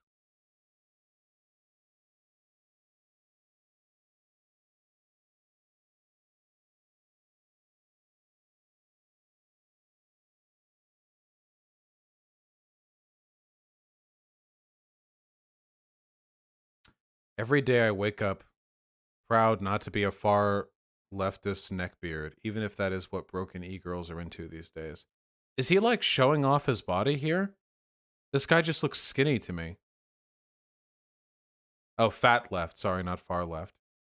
Have you ever... This is like old memes, you know? This is like, this feels like MySpace days. But you know those guys who would like take the MySpace angle pictures of their abs, but they're just really, really skinny with like no muscular definition. So it's just like the abdominal plate, you know?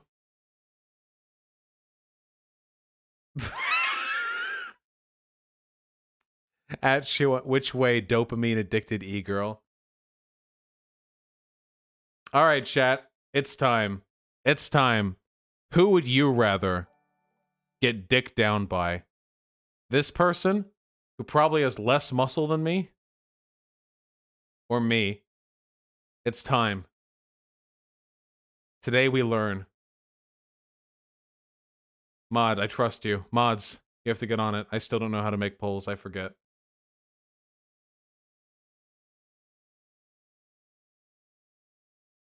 There we go. I look good in this pic. One of the big lies that people tell themselves is that the other sex or the other gender or whatever wants them to be skinnier than they actually do. So a lot of guys will think, oh, girls will love me if I have 6% body fat. And a lot of girls will think kind of the same for them, except like 14 or 18% body fat. But in reality, both sexes prefer the other be chubbier than what they think they should be, you know? Incel cope. Is this a brag? What is he flexing here? His right calf? Is this how low the bar is? Is he like flexing on the fact that his chest sticks out more than his stomach? Look, I'm not hating on skinny guys, okay? Like, I'm not. Like, you're fine. It's just weird. They call me an incel because the only thing that matters to them is fucking. Gotta chase that dopamine rush. This generation is useless. Log off. Go to the gym. Get married. Oh, they've got like a white marble statue, Abby. Okay, they're like a Christian nationalist. They're like a fasci. Oh, this is from Shoe on Head. Oh, is this the same guy? Forgot Bernie Sanders existed. Good. Please forget about politics in general. Get off the internet and find a traditional man to settle down with and have children with. This is not healthy for you. We just don't want our streets burned down. Commie cum has rotten your brain. Sad. You are too beautiful for that hair color. Please go back to natural brown. Get off the internet and find an older traditional man to start a family with. This is ridiculous. Never forget what the internet commies took us from us. You. Oh my God. Jesus Christ. Dude, you're not a traditional man. You're the biggest simp on earth. What the fuck? That's so sad. The commie cum has rotted Shoe on Head's brain. The commies.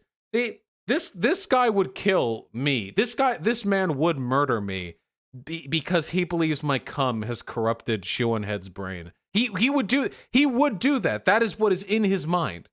He absolutely would.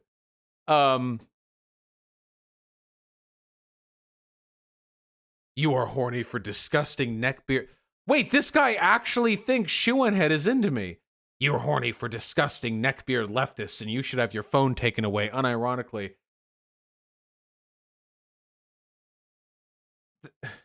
I've never met Shoe.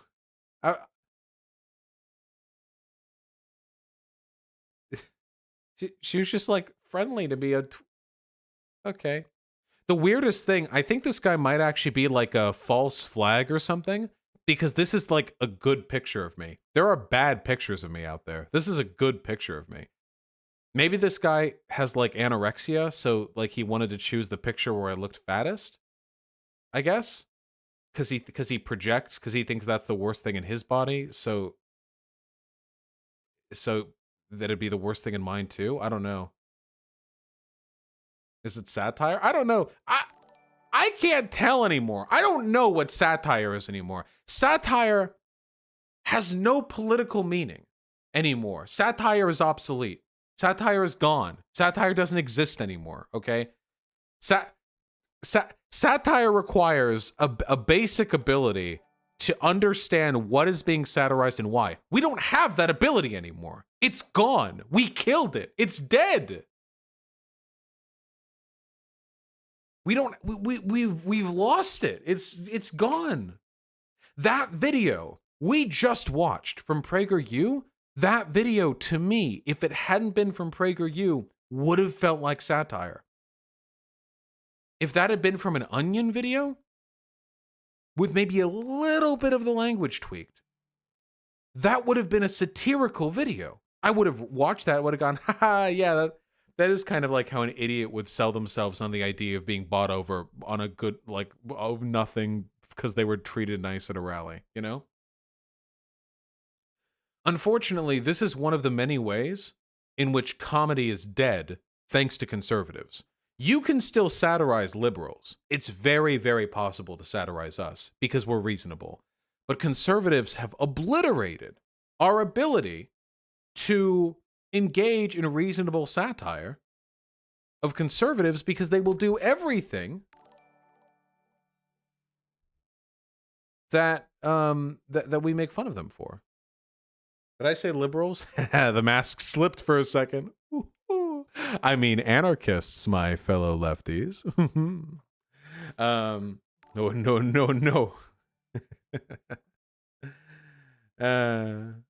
It's just, don't worry. We're all okay now. We're all right.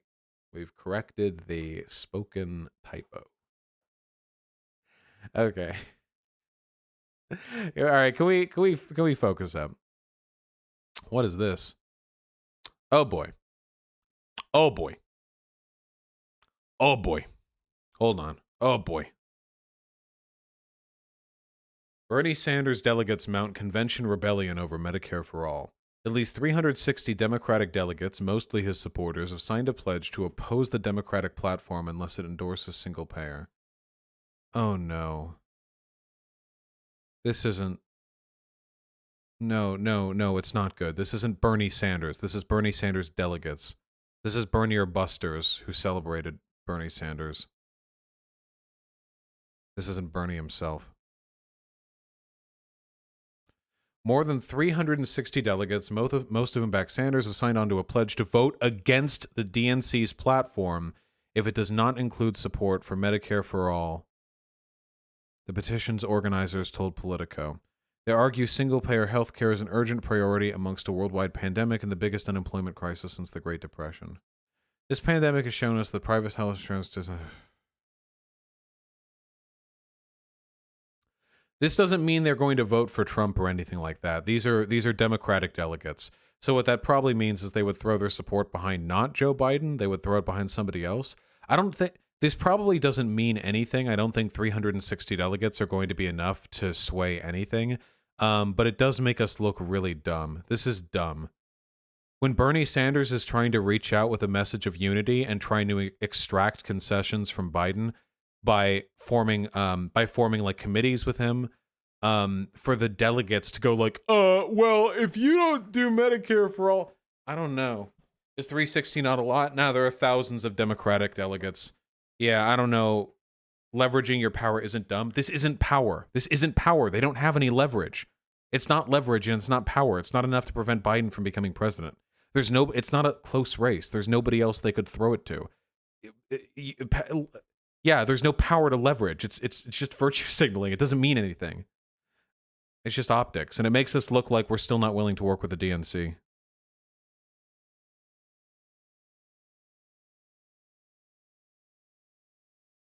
It's the platform, not the candidate? What platform? That would be even worse.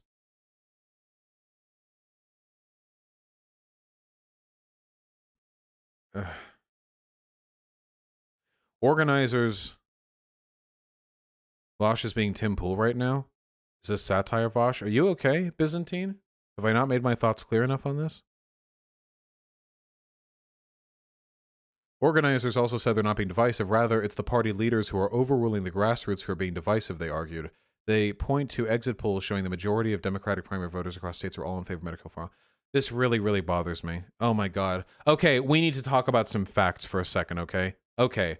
First of all, Biden bullying is useful because we have leverage. Because at that point, we are talking about Justice Democrats in Congress and in Senate, which means they have real weight over real policy decisions. This does not have any real weight. These are just Democratic delegates in an election where the outcome is already decided in Milwaukee.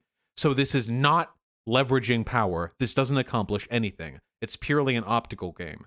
And I don't think it's a good optical game because it accomplishes nothing. Additionally, the fact that they're using bad data here is very frustrating for me. Look, they point to exit polls showing the majority of Democratic primary voters across the states are in favor of Medicare for all. That is not true. The majority of voters are in favor of universal health care. A public option is also universal health care. Listen, I'm down to interpret things charitably when it suits me, but it doesn't anymore, okay? The majority of American voters are not in favor of Medicare for all over a public option. The majority of voters are not in favor of stonewalling the fucking primary process, in favor of Medicare for all over a public option. What harm is this going to cause? I mean, it makes these people look kind of like jackasses. and it kind of interrupts the unity campaign Biden is working for. Public option is useful, though. Is useless, though. Oh, hold on. We're going to fight like hell for Biden. There's no contradiction between that and supporting this pledge. Yeah, well, they say that.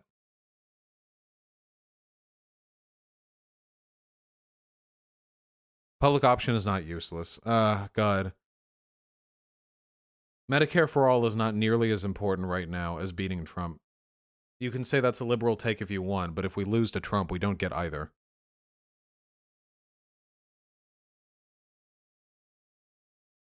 Yeah, Trash Rabbit. It's a lot of it is how it's presented. You know, like yeah, do you like Obamacare or do you like the ACA? Yeah.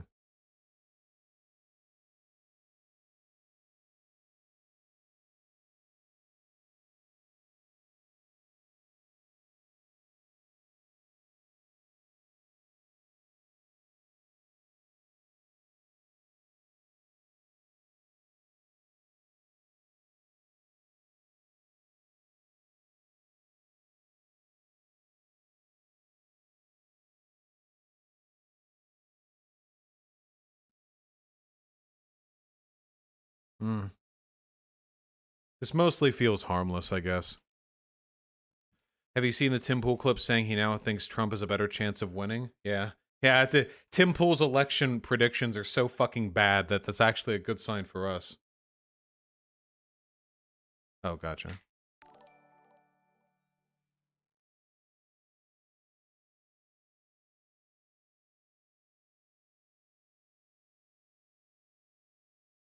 Is this censored enough to show? Oh yeah, this is from this is what Hyena walked by with earlier. This is the drawing that they were doing on the iPad. This can be shown, right? Yeah, here we go. It's for D&D characters in our D&D campaign. That is cute drawn.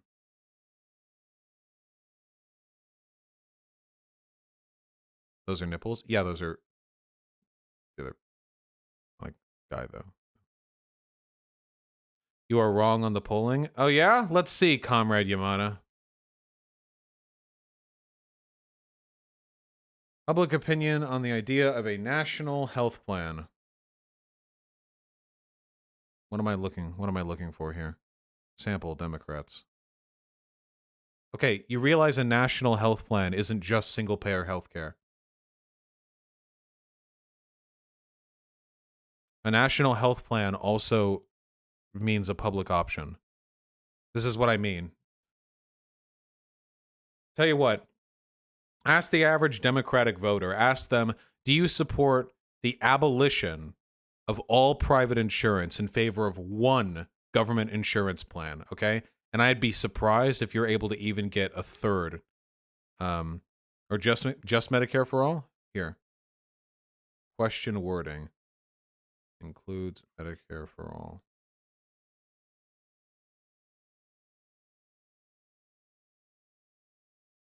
That wording blows, though. That is what Medicare for all is.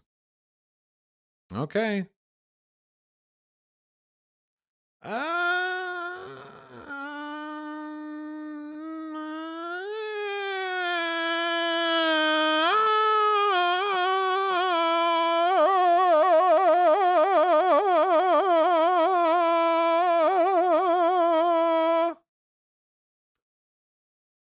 I've seen different data points disagree with this, but this is pretty strong. Question wording. Do you favor or oppose having a national health plan, sometimes called Medicare for All, from which all Americans would get their insurance from a single government plan? Okay. Okay. All right. Credit where credit's due. That is a higher degree of general favorability than I expected. I've seen other sources of information which suggested that this was not as high of a plurality, but okay. All right. I recognize that I may have been misinformed on this issue, or I might have heard poorly elsewhere. I'll take a look later, probably off stream at that delegate brouhaha, and maybe see if I can reevaluate my my position. Bosch is libbing? Okay.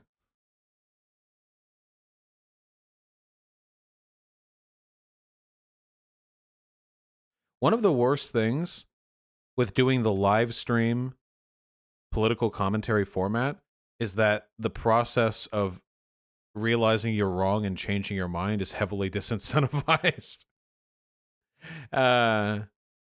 No wonder so many political commentators on YouTube end up fucking spiraling into a vortex of terrible opinions so easily.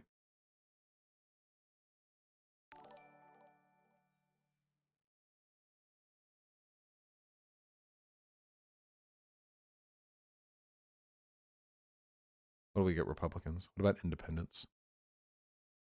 Oh! Actually, still generally positive, I think. That's nice. And Republicans?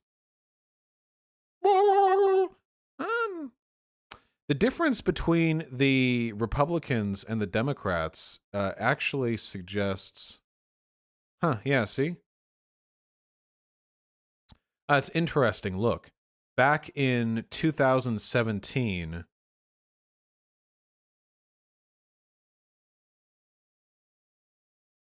Okay, see, here we go. Look. This is the difference that wording makes. Look at this. Look at this. See this poll right here? This one right here? This is the one that had the highest degree of favorability from Republicans for Medicare for All. Listen to the question wording. Would you favor or oppose replacing the current healthcare system in the U.S. with a taxpayer-funded national plan like Medicare, which would cover all Americans? This question doesn't mention abolishing private health insurance. But all the other phrasing, yeah,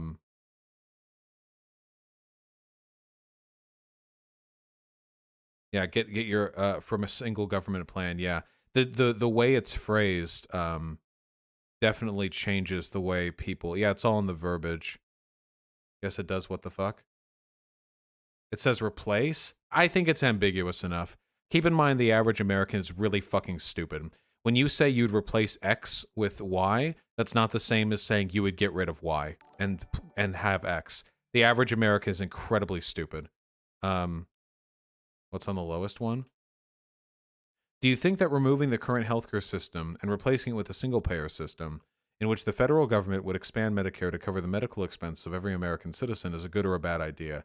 Yeah, because this one makes it sound like the government is like a big brother, like lording over you, you know? The federal government would cover the medical expenses of every single citizen. See, that sounds very like over, you know, like, you know? But it's all the same thing.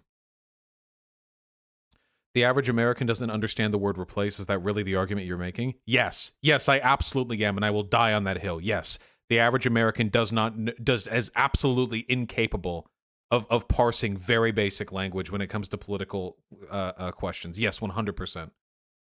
Effortlessly, easily. I'll die on that. I'll die on that hill. All right, hold on. We should probably read donos, huh? I feel like we... That's the thing, though. When Steven Crowder argues against Medicare for All, he always mentions people losing their private insurance. Yeah, because they're smart. They recognize that is what the Republicans really get up in arms over. Prickly, happy to have you here, comrade. Oh, man. I wanted to talk about these two, the conservative twins. They're like these two twin black guys who are conservatives, and they do their little comedy routines on, like, political issues. No, we don't have time. We have to read donos. I'll do them tomorrow. It's really, really, really, really cringe. But if you look, this is the incredible... This is the tokenization of blacks in the conservative media sphere. It's incredible. What? You're so annoying. Toss a coin to your streamer. Oh, viewers plenty. Please click each image containing a train.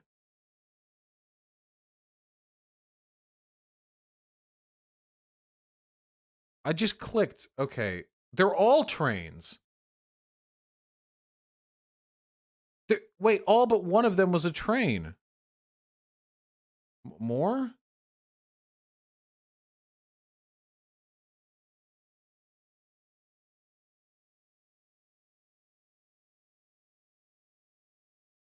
Yeah, look.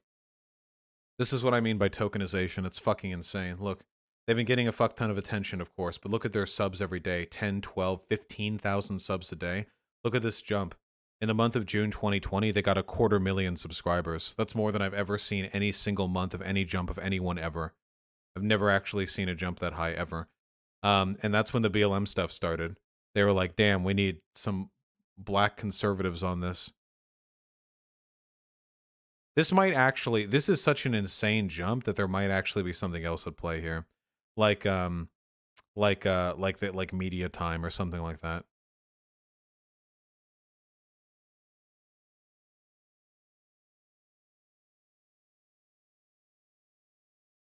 Anyway, yeah, it's just pretty wacky.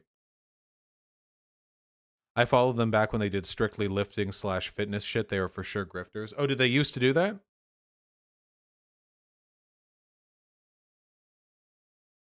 Yes, I saw Ben Shapiro's sister is on there. Far right guy with 1K subs saying you're afraid of him. Is this the prosecutor? This is the same. It's always the same guy. Yeah, this one guy just has Vosh brain. It's okay. Just let him have his masturbatory material. Yes, and they were dumb on that too. Gotcha. Anyway, hey, you know what? Honestly, I think it all tracks.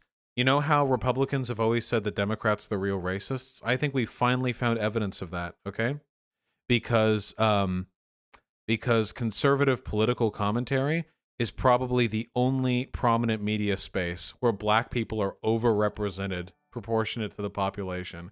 They're putting their time in to fix racism. Those conservatives, because they just scoop up every goddamn every fucking, if you're black, you're a conservative and you don't have a speech impediment, man, they will just scoop you right the fuck up. They will love you for it. I'd feel bad, but like those people now have like 1 million fucking YouTube subs. Remember when the Hodge twins were just a normal comedy channel? Yeah, I actually saw a segment of theirs. It was really, really good. This one guy was like, man, this isn't fucking black voice. This is just how they talk. Trying to do an impression of black people and saying it's black voice is racist. You're a racist. They were like, man, so you heard this one guy called AOC a bitch. And then the other brother says, yeah, well, is he wrong though? Like that's kind of the vibe we're going for there. I think I actually just nailed the video right there. I think I nailed that one right there, actually. I think that was pretty much the channel. Wow, funny? Yeah. The Hodge twins are the type to respond to you, so be prepared. Nice. Oh yeah, wait. I keep saying we're going to do donos, and then I don't do donos, and that's my fault, and I'm going to fix that. Killer Clue with the incredibly kind 20 bucks. Been fighting with my depression a lot lately. I'm really sorry to hear that, comrade. I hope donating me $20 in some way, shape, or form alleviated your emotional burden. In all seriousness, though, I do hope you feel better soon. It's rough out there. Venomfly with Tier 1 sub. Need more women gamers as well as women in game development. Women and queer people in game development make better games in office life. Solidarity, comrade. The one time I will accept the liberal, we need more women blank, is when it comes to the production of media or their inclusion in media. Excuse me. That's when it actually matters, because then their presence there can actually meaningfully impact material products in that industry. Mars Rover, thank you for the $5. You have fitted in. Thank you. Sean Morine, thank you for the €5. Yes, I saw that Alex Jones did a hit piece on Hassan Piker. I'm honestly jealous.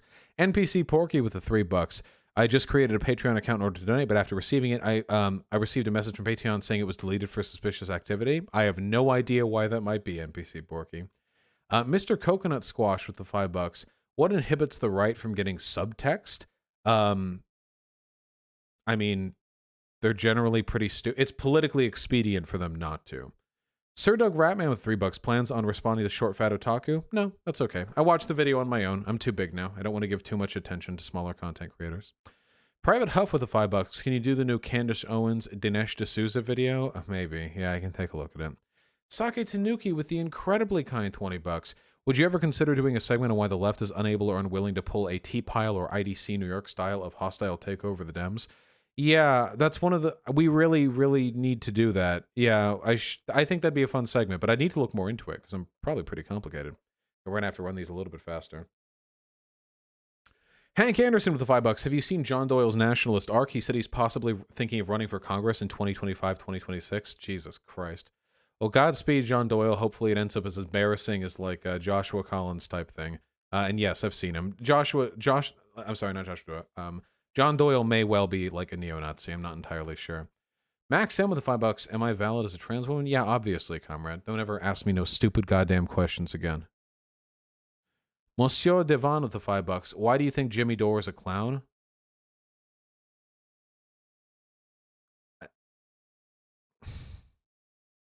That's a very big yes. Yes. Yes. Who do you think is the most reasonable right-winger? I don't think there are any. I think the two are mutually exclusive. Zoe Shaw with a very kind $15. You still getting that Sphinx Cat? Yes. Also, any plans in covering the recent AOC speech? Not really. I don't see much benefit in covering AOC content personally. Maybe I should get the libs on my side. Jenny Jex Lando with a very kind $10.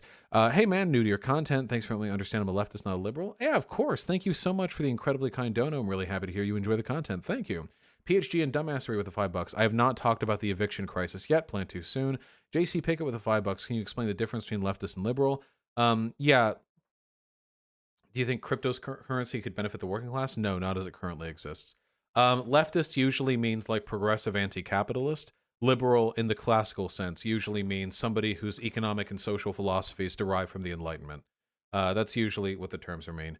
Whereas in America, liberal means liberal and leftist mean exactly the same things.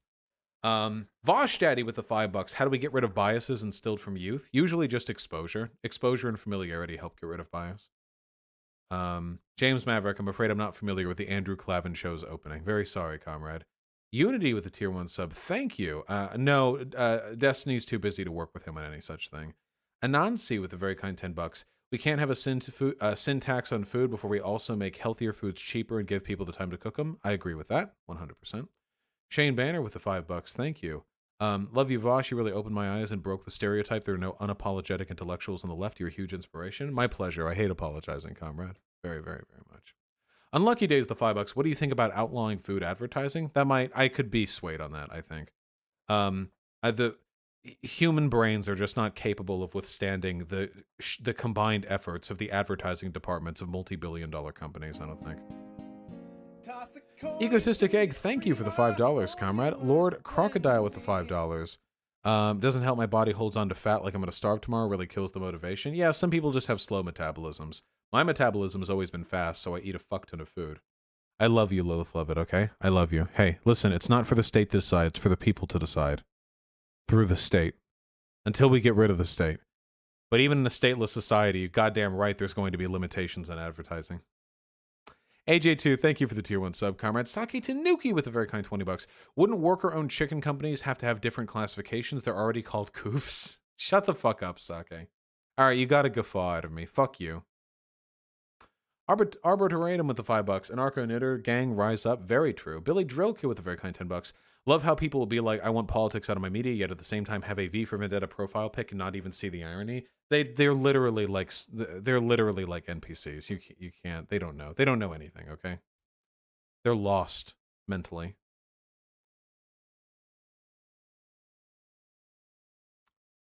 Sincocky with the $5. Thank you. How do I keep up in study and social life? Unfortunately, it's difficult. The easiest way to keep up with studying and with your social life is to have friends in work. Is to have friends with whom you work. It can be really difficult to balance your time between those things. I've spent almost no time with my friends lately, and I work pretty much all the time. Ari-chan, I have a video called what to do if your friend, family falls to the alt-right, or how to pull them out of the alt-right, or something along those lines. I would strongly suggest you take a look at that. All my thoughts are contained in that. That's pretty much all I have to say. Stalin is based 01 with the tier 3 sub. Wrong. Excellent content, comrade. What are some good ways to help protest when I can't join live protests due to medical situations? Signal boost. Good content on media. Shitpost online. Donate to proper causes. That's pretty much all, really. I mean, there's tons more, of course, but realistically, things that you would probably do. And they're all important, and they all need to be done. Nail Garden, I'll call up Kanye West after the stream. Thank you. RP Gunnett with $5. Keep dunking on these incel fascists. Yeah, well, that guy was just really weird. It really, really, really weirds me out how many people seem to think that Shuanhead and I are fucking. What has Shuanhead even done? You realize what Shuanhead has done, right? Shuanhead has had one video where she goes over an article that is on me and her, and she briefly mentions me. And Shuanhead has came on my stream once. That's it. That's it. That's it. Now, obviously, she and I talk with each other in DMs or whatever because we're friendly. But like in terms of like actual meaningful engagement, twice didn't she? Wait, did she come on twice? Uh oh. Wait, has she come on this stream twice? Wait, what was the second time?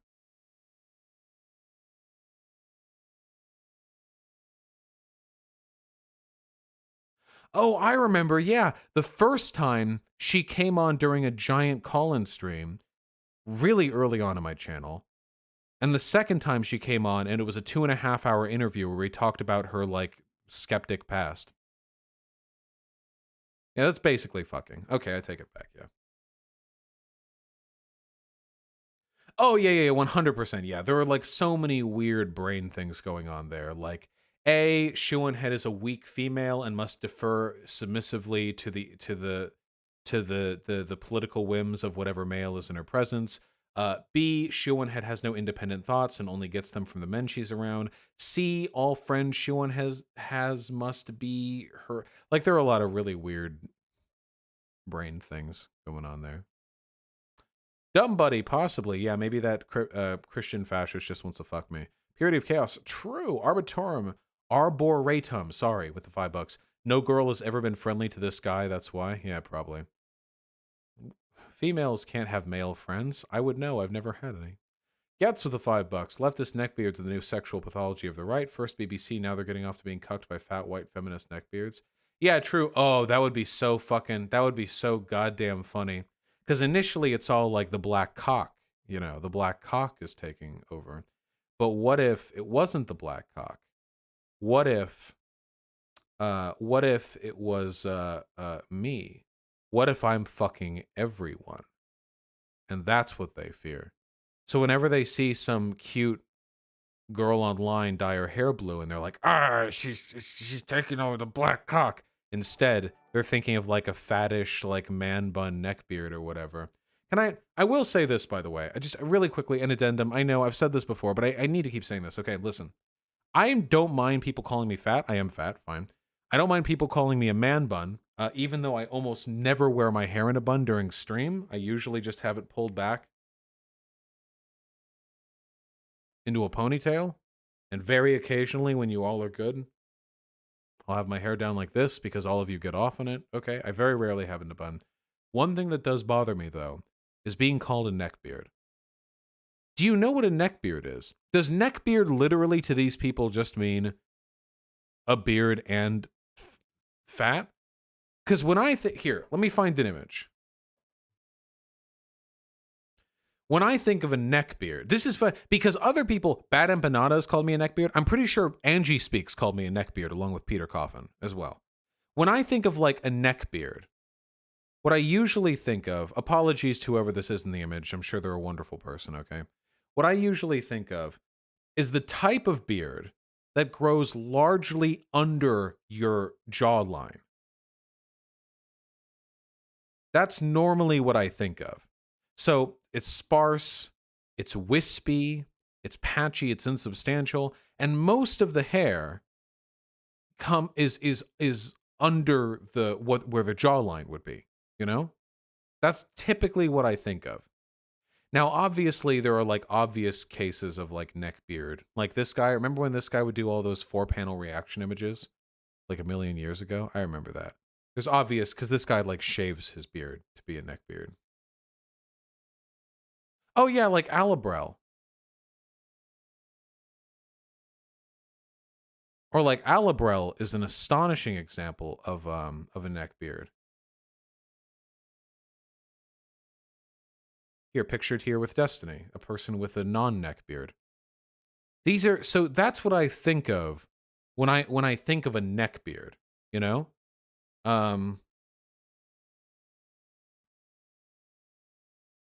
We have the quartering. Now, people say the quartering is a neckbeard. And while I believe that the quartering adequately demonstrates the ideological suppositions of a neckbeard, let's be real, the quartering does not have a neckbeard. Now, I do think my beard is nicer than the quartering's, but the quartering's beard is neatly trimmed, and it is above the jawline.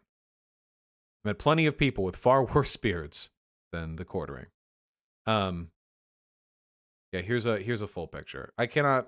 I'm being a purist here. I can't in good faith call this a neck beard at all. This is clearly a regular beard, you know. This is good. I'd even say it's an above average beard, frankly. But when people call me, and like, I don't look, it's all about, this is my jaw. This is my jawline right here. This thumb is under my jawline. The hair is all above. It's all above the jawline, you know. So I don't know. To me, it's weird. Like, I do balk a little bit at being called a neck beard. The other stuff I can live with. Well, thanks, Lily. I saw it. Full auto Lux Kami. Ugh, you should wear your hair down more. No. Okay, wait, hold on. What are we on about right now? The neckbeard Google search out of the way. Hold on. Sake Tanuki with an incredibly kind $20. There's only one way to prevent Biden from becoming president, an HRC VP pick. It's her turn now. I don't know, dude. People hate Trump so much. I feel like an HRC VP pick might still be able to slip in a win. Do you do anything to take care of your beard? No. I just shampoo it. R. Krauser with the $5. Vosh, we can bully Biden. Also, Vosh, don't criticize Biden's policies, guys. It makes us look bad. R. Krauser, I understand that I was mistaken on public support for Medicare for All, but this is a very stupid perspective on my take. I'm not saying you can't criticize Biden's policies. I'm saying that as delegates going against the delegate lead that you're supposed to be following to threaten to withhold your votes until he supports a given policy when you have no real leverage is stupid. That is stupid, yeah. If they had real leverage, I wouldn't mind it at all. That'd be cool. But they don't. Well, the DNC Platform Committee just voted 125 to 36 against Medicare for All just about an hour ago anyway, so this means literally nothing. Yeah, we're not getting Medicare for All this election cycle, unfortunately. We'll see. Darian Mendez, the $10. Thank you. Hey, Vosh, started listening to you about 3 weeks ago. Love the videos, whether gaming or not. Your voice is very calming, and I love how similar our viewpoints are. Hope your night is going well. Thank you, comrade. It's not night over here, but I'm sure my night tonight will go very well, and I appreciate the kindness. Thank you. Devin with the $1. Thank you. Adam with the tier 1 sub. Thank you, and love you too. FT with the $5. Biden's public option covers everyone who wants it. Please, chat, just stop. Yeah, hold on. Biden's public option.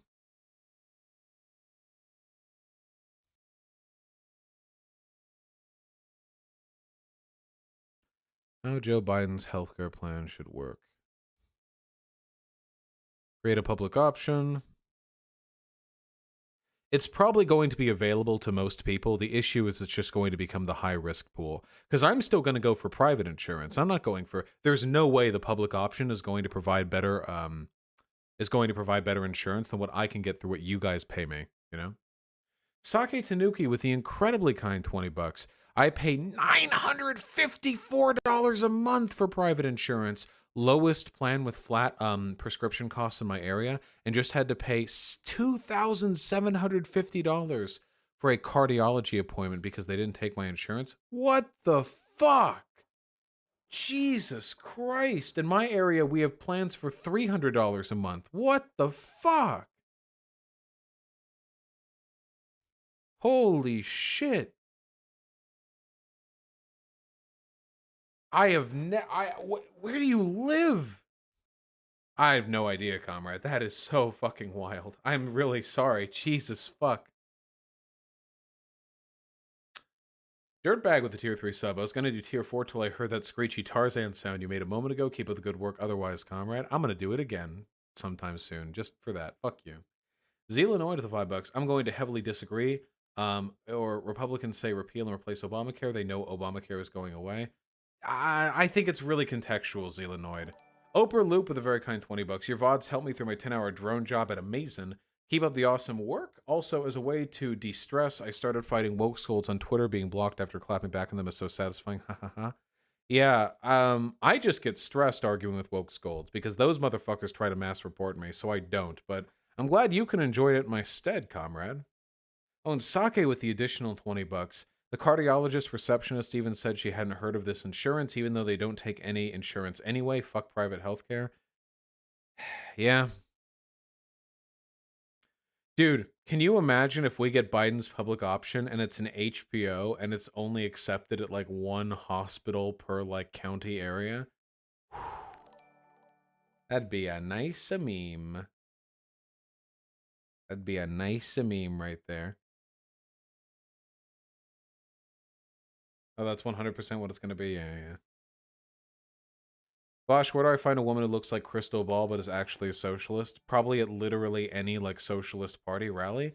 I think Crystal Ball just looks like an attractive like 40-year-old white woman, right? Like, yeah. Spiral Gal, thanks for jerking me off, comrade. Thanks for the $5. Sam Lamb with the incredibly kind $20. Farm workers' rights for a better world. Thanks, Vosh. Oh, true, absolutely. The world rests on your contributions. Phoenix Tower with 1312. Bosch, I saw a Blaze story about banning Nazi masks in Walmart, and the replies the cons couldn't help getting triggered and defending the swastika. Yeah, wonder why. Republicans who have been defending the Confederate flag for a century are now defending Nazi. Oh, whoa. Whoa. Whoa. Whoa. I told you I'd do it again. Maybe someday, Dutch. Thank you. Thomas Mann with the $5. You spoke about toxic masculinity in Asian males. Do you think this is a cultural problem? Yeah, aren't Asian countries typically pretty culturally conservative when it comes to gender roles? That's the impression I have. Dumb bunny you are, my friends. 4 to 5 hours a day. Chodas the Band with the $15. Have you watched All Gas No Brakes? Not very political per se, but funny and eye-opening. Oh, it's pretty political. I want to watch more of them. They seem like they're a lot of fun. I want to comment on them more, frankly. RPG Unit with $5. Waiting for the hour-long video on beard gatekeeping. Oh yeah, it's coming, comrade. And Sake with the additional $20. I meant in the sense that she'll take him off the suicide watch before she'd ever take a VP position come November. No. I know what you mean. I feel like Hillary Clinton might actually have a shot at beating Donald Trump in this election if Hillary Clinton was running as a president. Now, is that something I would want? Absolutely not. Does even the thought of it make me want to retch? Absolutely it does. However, I do think there's a better chance now than there was before. Fairnevs with the $5. Is Trump taking real action to damage mail-in voting? Yes, he is. Yes, the USPS is currently being sabotaged. Nav S with the 5 Canadian. Recent sub. Great work and enjoy your commentary. Keep them coming. Blessings from across the pond. Love you too, comrade. Thank you. I really appreciate that. That's very kind of you. Araxio with the $5. Thoughts about technocratic policies like indexing tax rates of top 3% income tranches to the Gini coefficient both on a national and intercorporate level? Araxio, I'd love to answer that, but frankly, I don't think you would understand my... Here, listen. I'll have to take some time to think on how to dumb down my answer for you. But I'll work on that, okay? Maybe we'll talk about it, sometime in the near future. Slamber with my $5. Rip that dude. My Medicaid plan is amazing. The public option could be started by raising Medicaid's income limits, maybe. Oh yeah, for sure. Medicaid's income limits are pathetically low. I really want to talk about. Welfare in this country. This is the go-to conservative line. Why are blacks killing and murdering and raping all human life? Well, it's because of welfare. We, the Republicans, can't say it's because we think they're subhuman, so instead we'll blame it on welfare policies. It's very, very, very common. And there are some ways in which the Republicans are correct. For example, here, I'll give you an example, okay? Take, for example, WIC welfare assistance, okay? For an individual, non-married, okay, that welfare assistance caps off at, I think, $21,000 a year. If you make more than that, you don't get it. But for a two-parent household, for two people, it caps off at $28,000 for the household income. Excuse me? Shouldn't it be 2 times 21,000? Not 28,000? The threshold is designed on the assumption that it's a one-worker household, that the mother doesn't work and the father does work, or vice versa in wacko commie land. It doesn't make any sense. What it should be is doubled, but it's not. Stuff like that actually does disincentivize marriage. Because if you marry, you get thrown into a welfare bracket that is not reflective of the average income of 2 poor people. Little stuff like that. It's funny. It seems almost like it's a way of the government incentivizing single worker households, but all it actually ended up incentivizing was zero marriage households. For the most part, though, I don't think people tend to decide who they marry and who they divorce based on, like, welfare benefits, you know? Russell with the $5. Had a thought that conservatives/fascists only pay attention/understand shame and violence. Yep, they're very simple-minded creatures. Posh Panda with the $5. Those insurance costs sound kind of insane. Can't wait for when the NHS is gone and my family gets sledgehammered into poverty by private healthcare. Lol. Yeah, then we truly will be comrades across the pond, won't we? Sake with the incredibly kind $20. What YouTube link is this? Oh, I've seen this.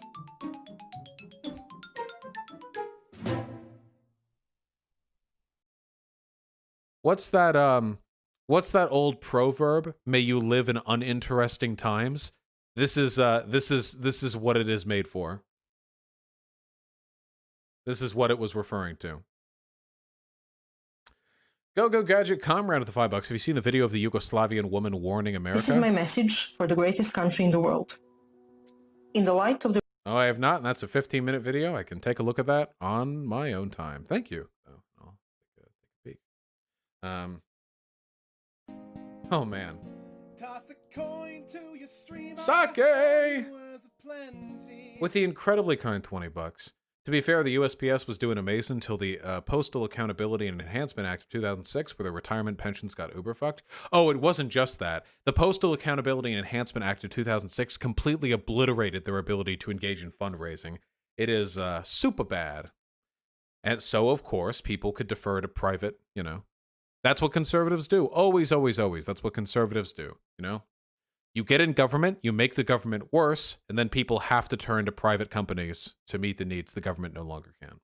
All right, folks, it's 3 p.m., which means that in Central Time, or no, in sort of one time zone over, it's 4 p.m., which means for somebody it's dick flattening time. I love you all so much. You're beautiful, you're sexy, you're phenomenal. I would fuck every overage person here who is into it because you're all just so hot and gorgeous. But I couldn't because honestly, I don't deserve you. You're all too good for me. I love you. Have a wonderful, beautiful time. And I'll see you all tomorrow.